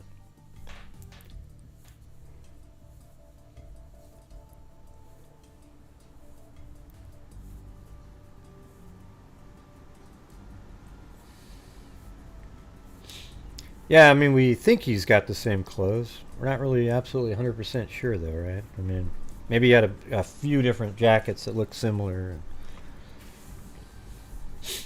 We think that. Wouldn't it just be so interesting if it's, you know... But here's the thing. If Kagan Klein... Here's one contradictory piece of information, you guys. If Kagan Klein's Dropbox information and him speaking led to Richard Allen, I'm certain there would have been a different deal and sentencing that happened here. So that is a piece of something I'm sort of struggling with, that is if Kagan Klein's information did lead to Richard Allen, why was he given a 40-year sentence? I mean, I guess it's possible that he actually knew the name of the person but didn't want to give it. And but still what he was saying, well, maybe, you know, it could just be that they looked at the Dropbox and then they sort of back engineered all the different IP address. Who the hell knows? Jesus. I have no idea. But that's a question that I have to say. I gotta throw that in there, because why, if Kagan Klein's information led to Richard Allen based on those meetings he had, then why didn't he get a good deal there? He got like one of the most harshest sentences I've ever seen for what he's done, because he didn't physically hurt anybody. But I think all people like him should get sentences just like that. But imagine, I mean, he didn't actually physically hurt anybody. To get a 40-year sentence, man, that's really high compared to other ones that we've seen out there. Yeah, or it could be that he was just screwing. I mean, wouldn't this be crazy if Keegan Kline was just screwing with law enforcement the whole time, and that's why Holman and Carter are at the sentencing, because they just got sick of it and they found out anyways who the person was.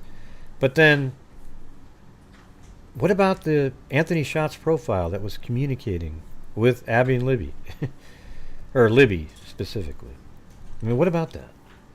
That really happened. Right, but they never do that. They never in years. Nobody ever does that.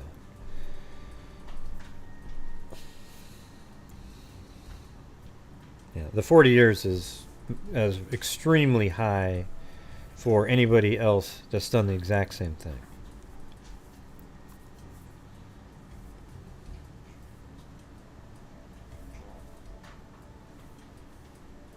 Like someone could get the money for the tip? Who? What do you mean? What tip led to Richard Allen, other than looking back through the...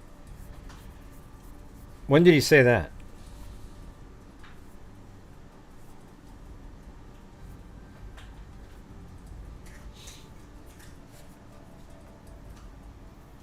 Anyways, what about my question up above? When do you guys think that law enforcement chose a new direction in the case that included an online profile? Because they definitely said it was not social media related for years and told the family that, and even Robert Ives, and you know, just having conversations with him on the side, he says, yeah, we didn't have anything. You know, they had the like on the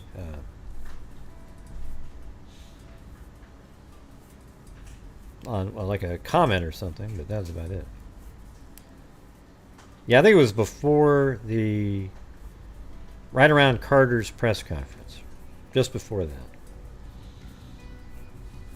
Or, you know, it's hard to say though, really, because that could have just been when they got some of the data back. No, that would have led straight to social media. You know, so. Don't know.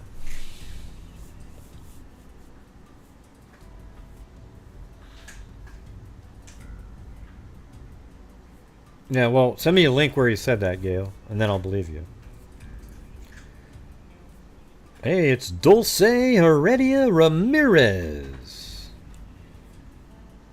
with the lizard eyes, which is a compliment on this channel. WFLI channel in there right after court he was interviewed. Okay, well, you have to send me a link to it, okay? Guys, think that how that works. You want me to stop the show, look up something vague like that, and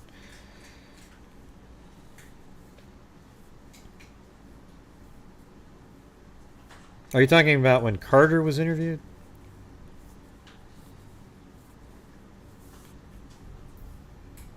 No, Carter's was, I think, April of 2019. I think that's when his press conference was. I mean, he's been at all of them, but the one where, you know, the new information, the video, the vehicle that was parked at the abandoned CPS building, and more audio. And a new sketch, I think, yeah.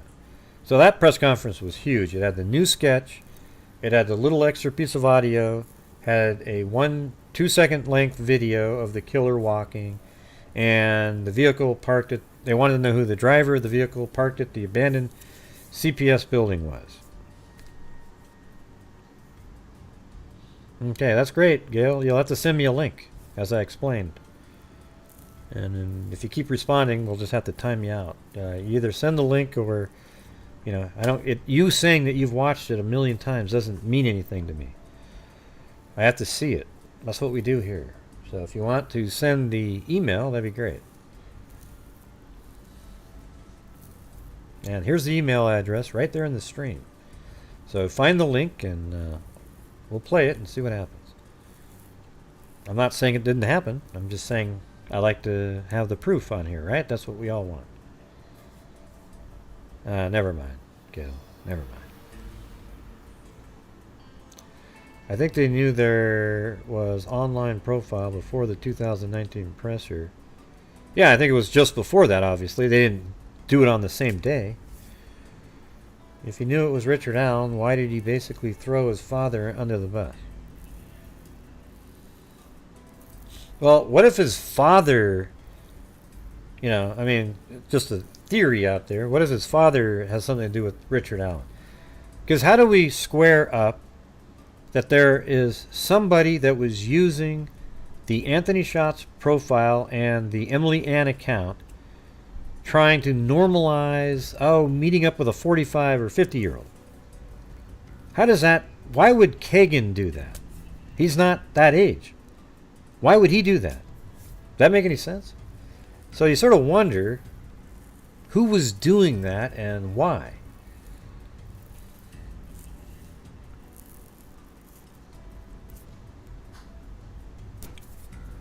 Yeah.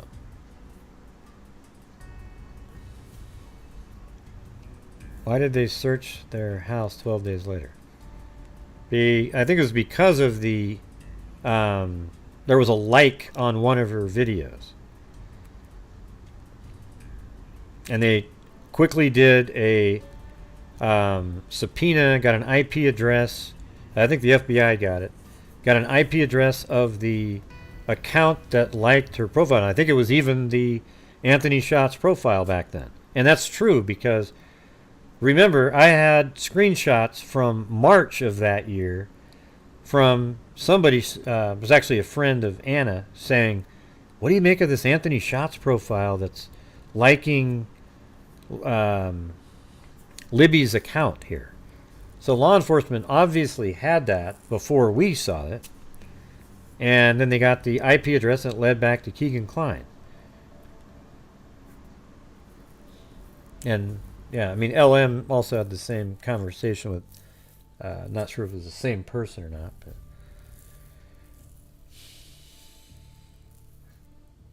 Well, they didn't get all the stuff back from some of the apps they were using are in different countries, so it took them a long time, especially Snapchat. Those are all hidden, so they had to go to the original, you know, the country where it came from, get subpoenas, and then they got the records back. It didn't just happen overnight. So I think that's what the delay was for a year and a half or so.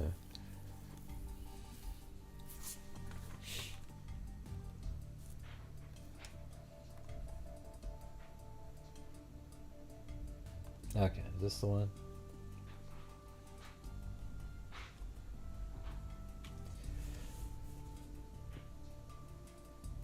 Oh, really?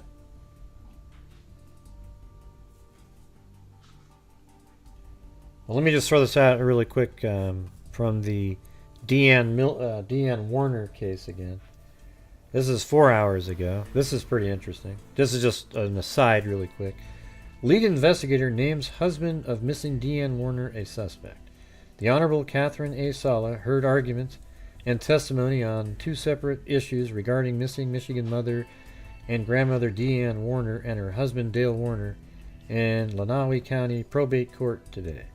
Last Wednesday, August 9, 2023, Dale Warner and his consultant Mark Weisberg were taken into custody for civil contempt of court for failing to follow court orders. This is Elizabeth sent this to me. To turn over financial records and passwords of to the successor conservator. That's actually Greg, who is responsible for protecting Dee Warner's estate. They were to remain in jail until the orders were met. Today, Judge Sala ruled that they had satisfied the requirements and ordered their immediate release. Dale and Mark were not physically in the courtroom but participated via Zoom. The court proceeded to continue hearing the petition filed by Dee's adult children to declare her dead. Michigan State Police Detective Sergeant Drewer, lead investigator of the Dee Warner case, took to the stand. After describing the steps taken to investigate Dee's disappearance using bank records, phone records, and police databases, as well as conducting an international query to border crossings and international facial recognition technology, he indicated he had found no evidence of Dee being alive. Dee Warner's dead, Drewer told Dale Warner's lawyer.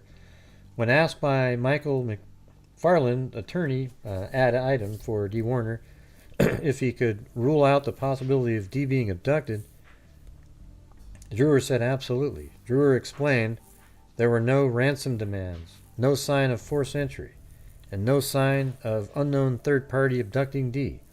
When asked if there were suspects, Drewer said, "You're asking if there are suspects for the murder?" And he said, "Yes, Dale Warner."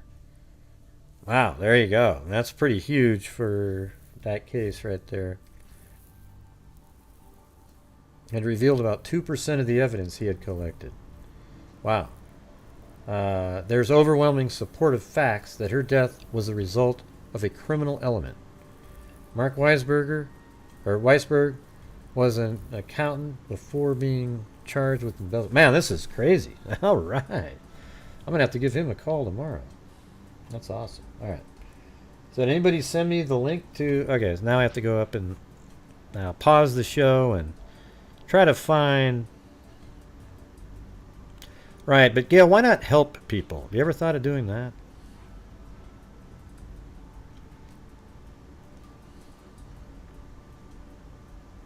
Yeah.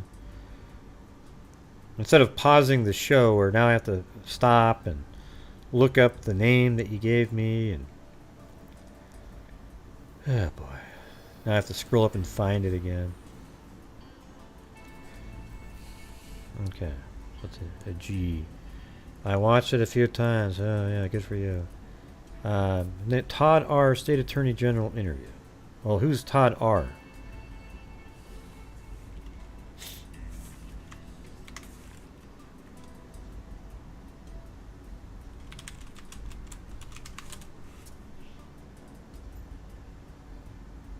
Rakita, is that it?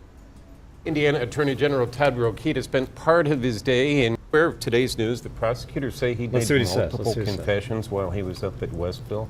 I hadn't followed it exactly today, but the prosecution's very good, and we have full faith and credit in them. And I just know that in the subpoena process that he's going to be staying at the correctional facility and not going back to county jail. Yeah, and you represented the DOC. So how does that work? What was your office's work? That's a great question, a good civics question. The Attorney General represents all the state agencies, or nearly all of them, and then we represent all the county prosecutors in terms of any appeals that come about as a result of their motions, or even as a result of the final verdict.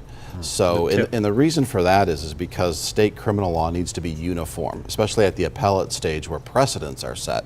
So you don't want one county's prosecutor deciding something one way on appeal by the way he or she argues, and another county arguing the same issue a different way. So it all has to kind of come and see. And they were subpoenaed, I believe, by the prosecutor. Necessarily a heavy lift, but we wanted to make sure they were prepared for the kind of questions they were going to get, that they had the information that both parties would want, and it went well. So what do you make of the case in general against Richard Allen? Yeah, that's what they said, Zozo. They thought it was the dad. No, they didn't think it was Richard Allen. But wouldn't that be interesting if it was? But it couldn't be, unless Richard Allen was at Kagan Klein's residence. Because remember, the IP address and the location was the same, but it was like two different phones doing it. Well, I'll tell you, I've been... I mean, I don't think... Do you guys actually believe Richard Allen was over at Kagan Klein's house? Following this case ever since I was the congressional representative from this area, and it's just so heartbreaking as a father to keep rehashing that story. And I know the people of this community and myself, we've been waiting so long for justice to be served. Still, this isn't necessarily that I have a reward out that I'd like to see the state police make sure if there is a conviction here, it gets out to the right people. So, I mean, back from when I was in Congress, there was, I think, a $25,000 award that I was part of. So who would get that in this case? We'll have to wait and see how that works out, but it's for the person that helped us get the evidence, that made a conviction. Yes. That doesn't mean that there is. He's just saying, I mean, but he would obviously have knowledge, so it sounds like, I mean, what do you guys think about the way that's worded, Does it necessarily mean that there is somebody, or is he just kind of saying, but it seems like he would know that there is or not. But if they were just digging back through their documents, see, here's the thing, is what was the reason they were digging back through those documents? Is there somebody just local in town there that says, have you ever guys looked into this Richard Allen guy? He said something one time.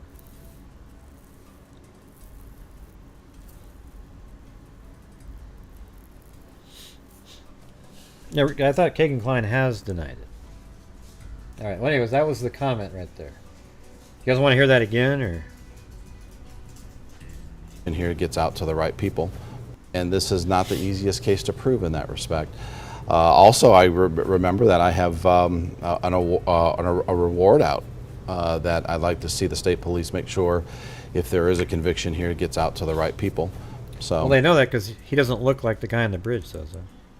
I mean, back from when I was in Congress, there was, I think, a $25,000 award that I was part of. So who would get that in this case? We'll have to wait and see how that works out, but it's for the person that helped us get the evidence, that made a conviction. Yesterday. All right, you guys, if we get to 4:15, I'll donate 5 memberships. Today, your office supported or opposed efforts to ban on gender-affirming care. What was your office's? That's unrelated. Yeah, well, there you go. There you go. Well, thanks, Mary, on PayPal there. And also, if you'd like to help out on PayPal, I haven't seen the bots show it up in there at all, but there you go. That one doesn't take any percentage out like YouTube does. Let's see. I think KK told them something that made them go through their records. Not Richard Allen's name, though. Yeah, but wouldn't they have given him a better deal, though? That's what I'm trying to say. Or do you think that him just speaking, he thought he was being clever, but they were able to get something out of what he said, and it wasn't him trying to help?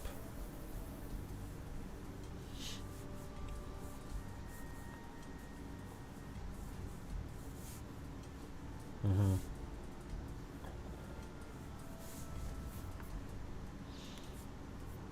If there was anyone that truly questioned him, that knew him. Don't know.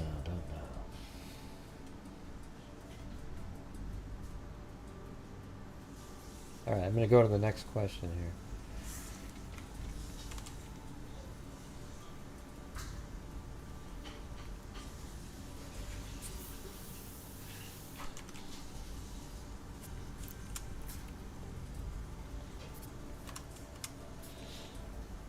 Okay. Why do you think nut jobs considered Libby's grandparents and other family members suspects? I know why. Because there was no information being put out, and to stir up some excitement and getting subs and views, they came up with every crazy theory and that there is, and there's literally people, they get rewarded for putting out that garbage. And they're still making those videos today. How sad is that? Go, if you can find them out there, just look at the comments below the videos. How people are like, wow, this is so amazing. You nailed it, man. That's almost more embarrassing than the person who made the video. Because now you're encouraging a psycho nut job, right? There you go.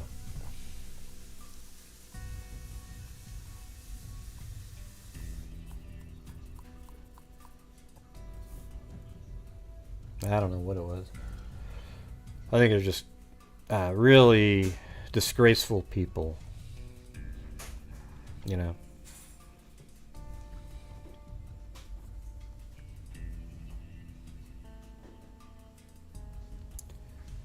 Hear that those close to victims often turn out to be the No, they don't. Yeah. No, that's not what they heard. They didn't hear that at all. They're just nut jobs. Yeah. That's not what it is. They just do it because it's like, ooh, ooh, ooh, ooh. They find one little thing to jump on and develop a massive story on that one little piece. And it's all bogus, you know, every bit of it.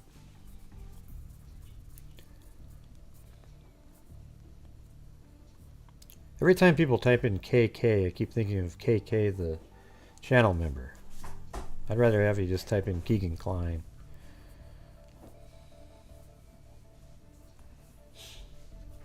I mean, it's just Keegan Klein, and, you know, his father does have his past with children and, you know, attacking them and hurting them. And so, you know, that's something that makes him interesting, but I don't know. I don't know if he has anything to do with anything. But maybe he's the one that knows Richard Allen. He claims he doesn't, so maybe that, you know, maybe it's the truth.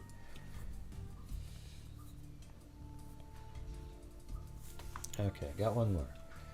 So no takers to get the 415 to get out those 5 memberships.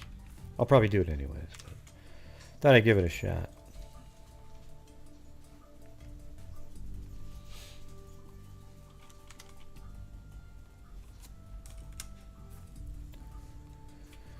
Why do the wild speculators in the Delphi case get rewarded? Can you answer that one? Can anybody answer that one? Why? I think YouTube should come up with a standard. The problem is you can't let other people vote on it. It has to be an actual board or something. Because you would just get trolls piling on. They'd say, Gray doesn't know what he's doing. Gray doesn't, you know, it's like, man, I think I've been the most rational by a mile for all of this case the entire time. Even debunking dozens of people on it.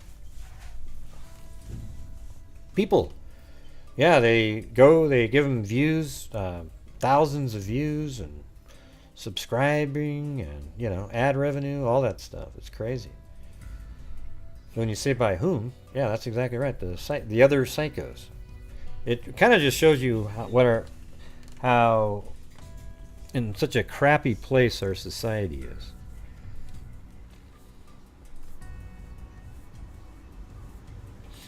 Mm-hmm. Yeah, but why were they thinking that way, this account? See, what those channels do is they give a place for other crazy people to feel welcome. And is that good? I mean, is that a good thing? I mean, I don't get it.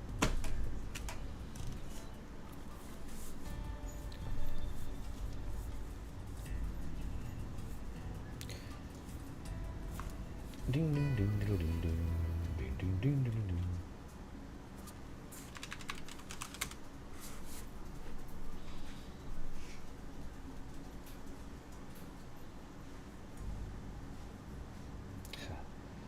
The same people doing another Brian Koberger.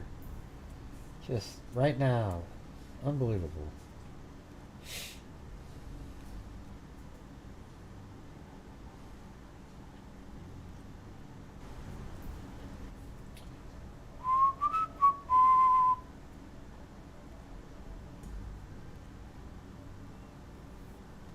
Here we go.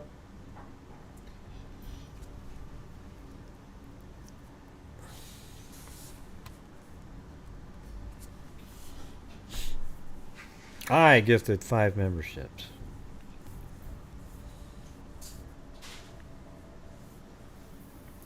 Sometimes I think people want to be right no matter what, even if it doesn't make sense. Right. That's exactly right. I mean, you guys remember the other night when we were covering... I saw this crazy person today clip one of my videos. You guys remember the other night when, or not the other night, but like a month ago when we were talking about, what's his name?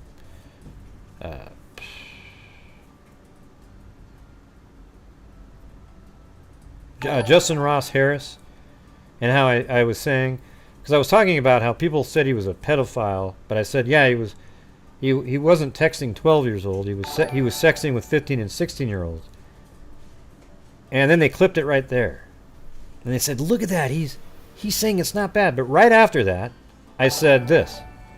I said, right after that, I said, those people are disgusting too. That age too is disgusting as well. But they left that out of the clip. And then everyone's like, oh man, that's sick. Ooh, ooh, ooh, ooh, ooh. And if you were here, you would have seen it. But isn't that amazing that people do that? Justin Ross Harris is the one with the hot car death, where he got malice murder, and it was the most ludicrous thing I've ever seen. Yes, he should have got some negligence and some prison time, but the case was an absolute joke, how it was prosecuted and how they used things to make it okay in the minds of the jury to give him the harshest sentence available. Like, it was ridiculous, and it's been all overturned, and they're not going to re-prosecute him, and that's how it should have been in the first place. Okay? So, anyways, I was just describing that moment that I felt vindicated, because I got so much hell because I followed the trial every second of it with a rational mind, and you could see, and even before that, when the prosecution made up stuff at the preliminary hearings, literally made it up, and the judge was like, wow, okay. So it was just really disturbing stuff. I think some people should be disbarred for how that was. Absolute ridiculous. So, anyways, so who got the gifts up there? We've got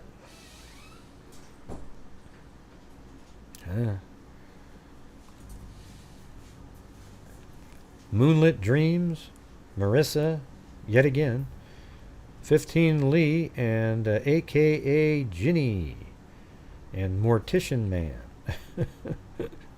Yeah. Okay. Just now you emailed me? I don't even know what case that is, Pamela.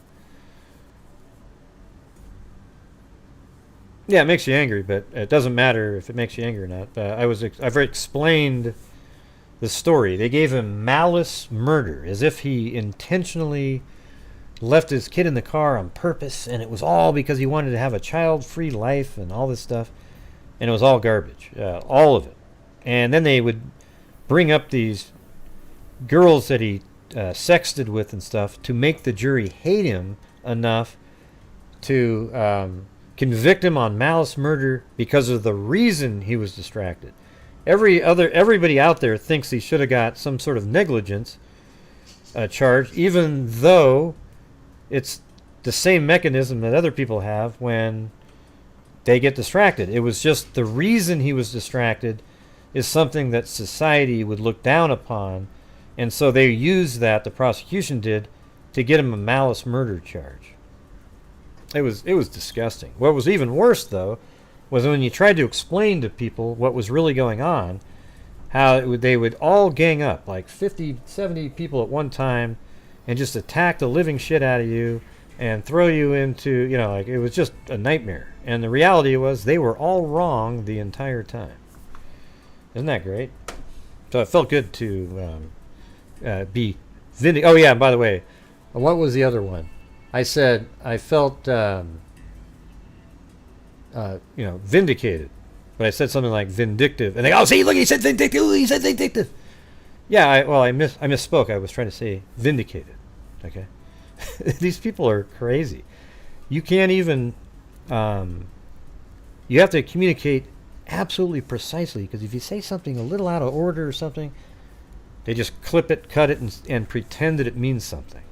And that's what's called, and they, what's the term? So, like, let's say somebody said a sentence, and they said, I talked to a guy named Jim today, and he said, I'm the killer, and nobody's going to find out. Right? And what if you took out the part about, I talked to a friend named Jim today, and he said, and you just take him saying, I'm the killer, and nobody's going to find out, right? That's just complete bullcrap, right? And of course, you'll probably see what I just said right there. It's the same thing. It's just, even though I was using an example, that's how dishonest these people are, So I guess it's just the way it is. Who is principal had to drop kids off? Yeah, it's crazy. Just like they did, like I've said before, with George Zimmerman. Everyone hates George Zimmerman. I hate George Zimmerman. He's a pile of shit. But when he said, the media put out that he said, this guy looks like he's up to no good. He looks black. Okay? That's not what he said. Okay? What he said was, this guy looks like he's up to no good. Operator says, is he white, black, or Hispanic? He said, he looks black. So he wasn't even really sure. He just said he looks black, right? So the thing is they took out the operator part because they wanted to paint him as a racist to people. And I think that should just be absolutely illegal and immediately, like, massive fines on those people. Don't you guys agree with that? Even if you don't like the person, that kind of stuff. Same thing with, I mean, if I bring it up, you'll get angry, but I'm going to do it anyways. Like with the Charlottesville with Trump, okay? Now, I understand why people don't like Trump. I get all that stuff. It makes sense to me why you might not like him. Okay, but when he was doing the Charlottesville situation, and he said that there were good people on both sides, and that's all they put out there, right? They just go, oh, we put out on both sides, and then they go, look, he's saying that even the racist parts are good people. The ones on the... And it's like, that's not what he said, okay? If you listen to the whole 15-minute thing, he said, I condemn white supremacists. I condemn... he went through a list of different groups and stuff. He goes, however, there were people protesting there on both sides that are good people. Doesn't that actually make sense that there's people that just don't want the monuments torn down that they've had in their cities? But that's where it gets crazy, is people change what is said and then it starts a whole narrative for people. And it's just really not good, man. I think that the media didn't used to be like that. They were this sort of really fact-based people that would just put out stories to keep it from everything being politicized. That's what they were for. Now they're part of politics. And man, that's scary times, man, when you have the media working. So that's kind of a comparison that I make. I look like I'm really low on the camera. Like my head's almost off the screen. Yeah. Yeah. And so, and it's crazy.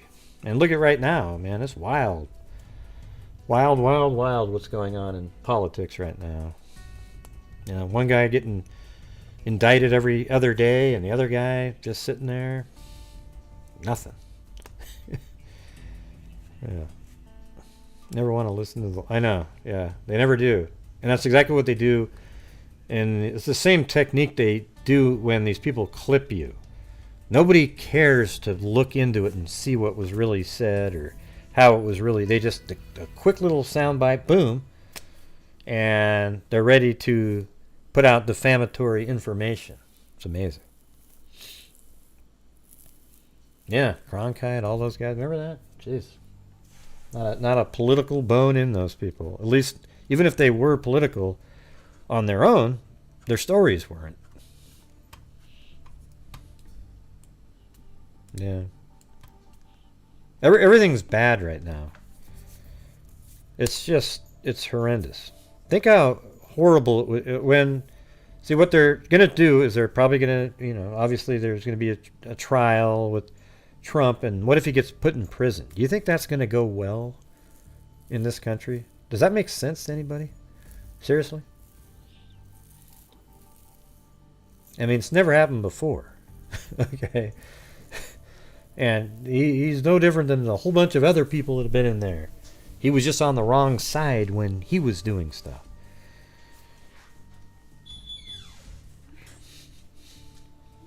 Yeah. It's just not. It wouldn't work, you guys. If they do something like that, there's gonna be like a really. I just can't imagine it going over well in society.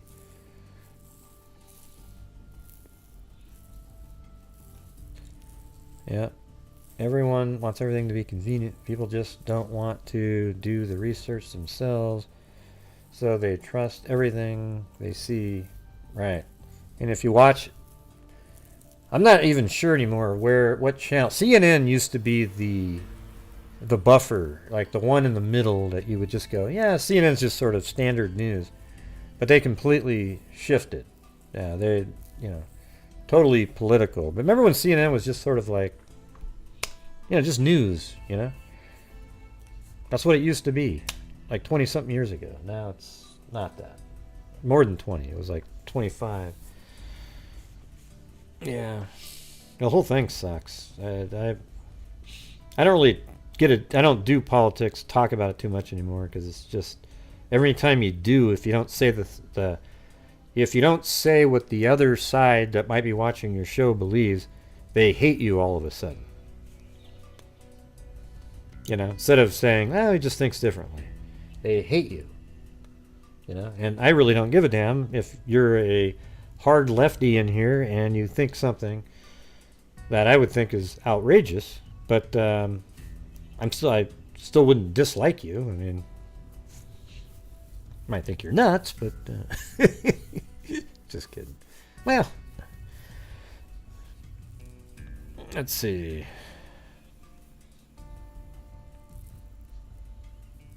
Have to do that work. We should be able to depend on the media. Yeah, I don't even know where to go anymore.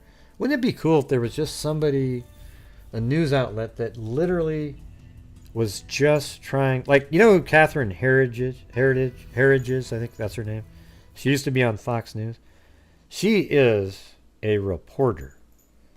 There isn't a political bone in that person's body. I think it would be amazing to have her start an entire news network with like-minded people, and I think you would end up with this amazing place to tune into to hear what's really going on.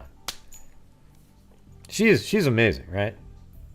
And I think it would be amazing if she could find a whole bunch of other people. I would pick her to start that organization. I think she's one of the last few just literally fact-based reporters out there that just tell you what is going on, despite what side you're on. She actually pisses off the people that she works for because she just says it,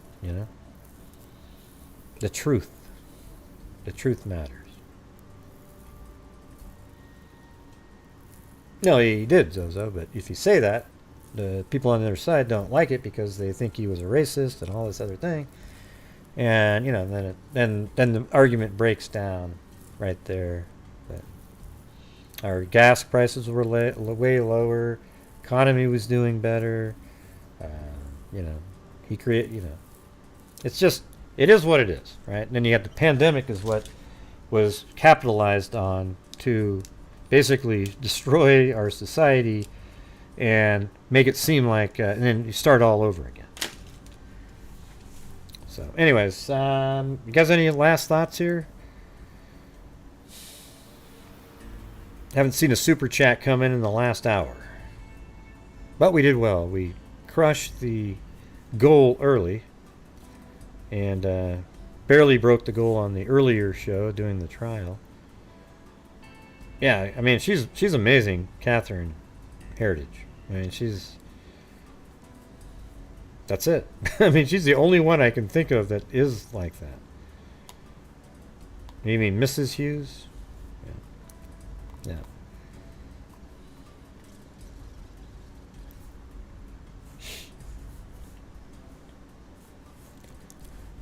Okay, let's see, where are we at here?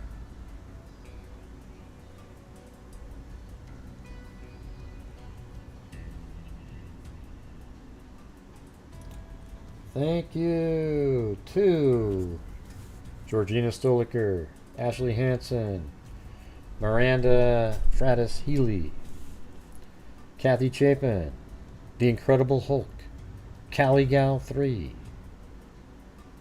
Caligal 3 again, Web Weaver 68. Now, if you're wondering, on this channel, we bring in the funds here. If you're somebody who doesn't really watch here very often, you can see on the screen right there. In 2020, we did 22,000.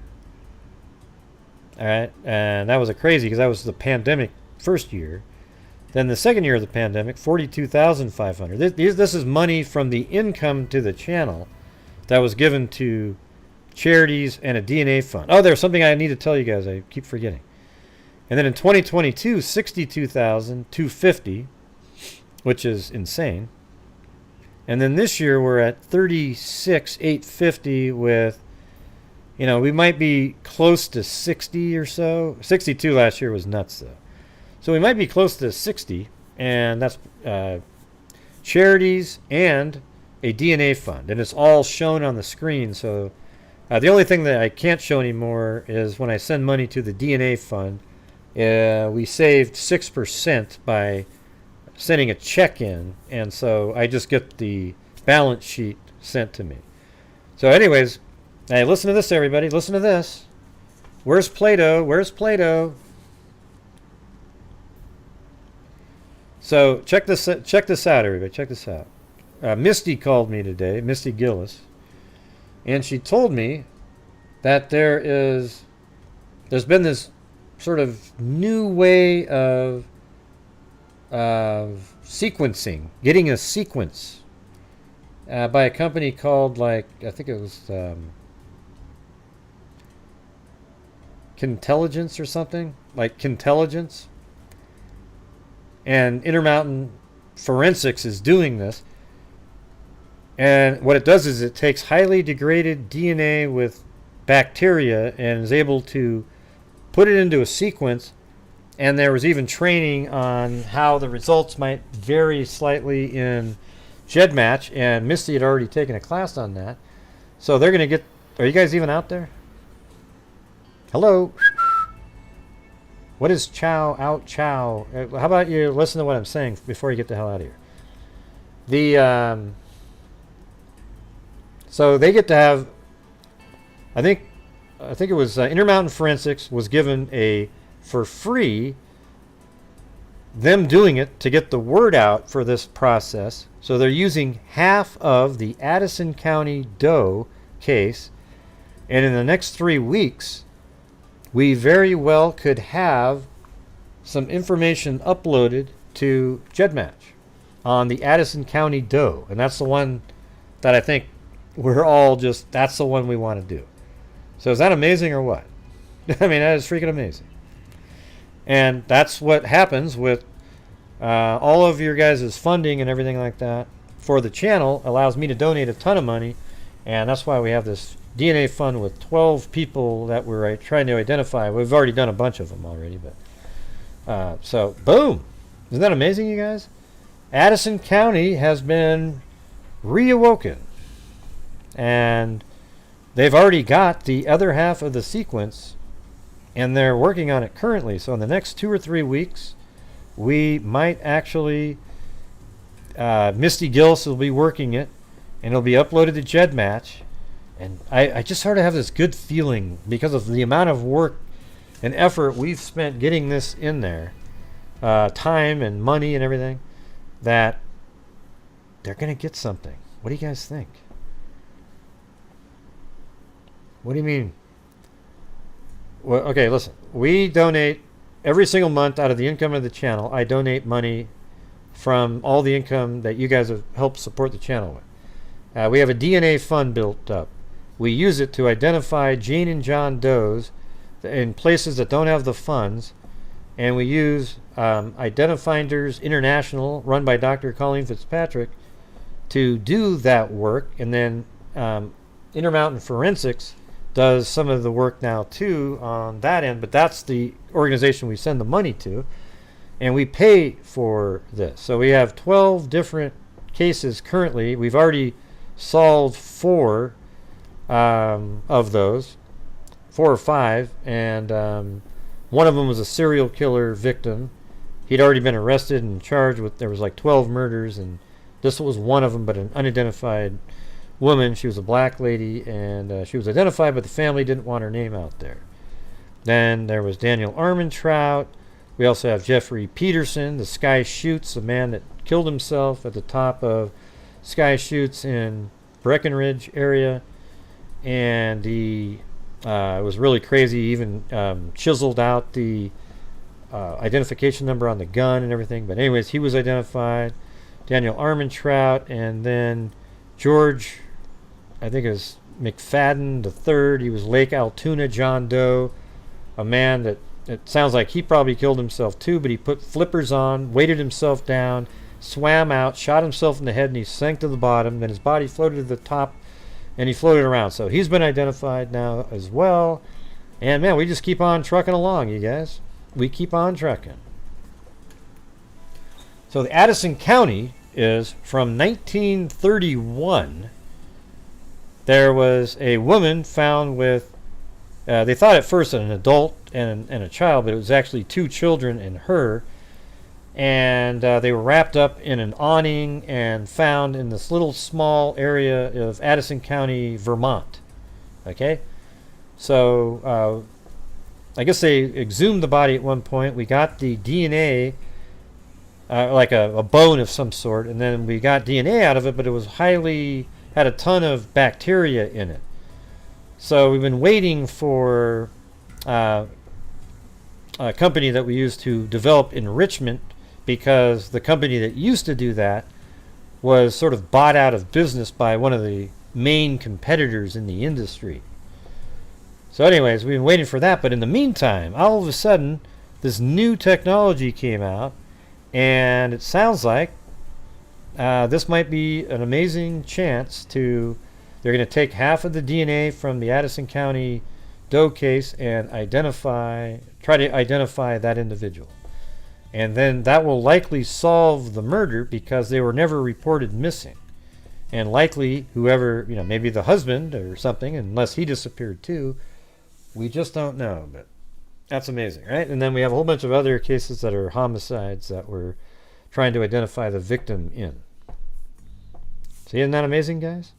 So when you're helping support this channel, that's some of the stuff we do with the income. All right, now I don't have to do anything. All right, but you guys are always so generous that I try to donate over 50% of the net revenue after I pay taxes.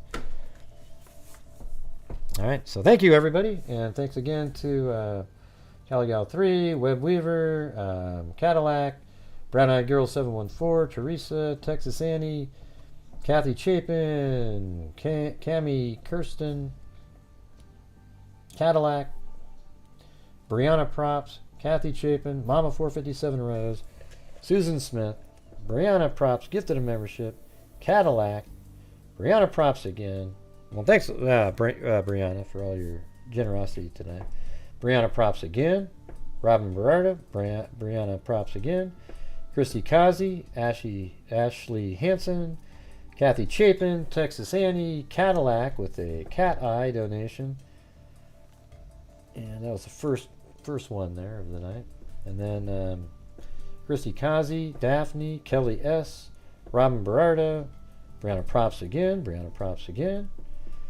RF, a new member, Pamela Dasgupta, gifted a membership, B. Sir, Aaron, Cadillac, Mark Willis, and Cadillac with another cat eye, very kind, Tammy Morell, and then I gifted 5 memberships. So there you go. We're actually on the other screen at $399.99. Couldn't somebody have just put a penny in that damn thing? Gosh, Gray, did you hear Gray complain about a penny? He was trying to get that penny at the end. Anyways, thanks everybody. Appreciate your guys' support. Did you hear him say guys? He called everybody guys. Hey, don't you think that guys is used by women too? Like, don't you say to your girlfriends, hey guys, let's go to the... it's sort of a generic term these days, right? It doesn't mean anything. Yeah. I don't think any of you turn to your friends and say, hey gals, let's go to the store. it's just sort of a right. Exactly. Yeah. Exactly. Yeah, guys. To me, even though originally it was probably male, it doesn't have any male or female connotation in general when you use it. You just say, "Hey guys, let's," just sort of like, "Hey everyone."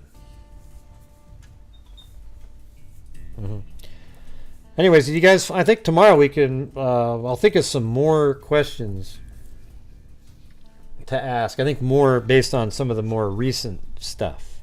I'm sure we'll overlap with, because it always seems to overlap here.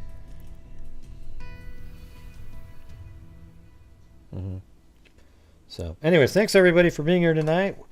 We will see you tomorrow, and thank you all for your support. You're what keeps us going. I do the shows, you support the channel, and the income supports half of it.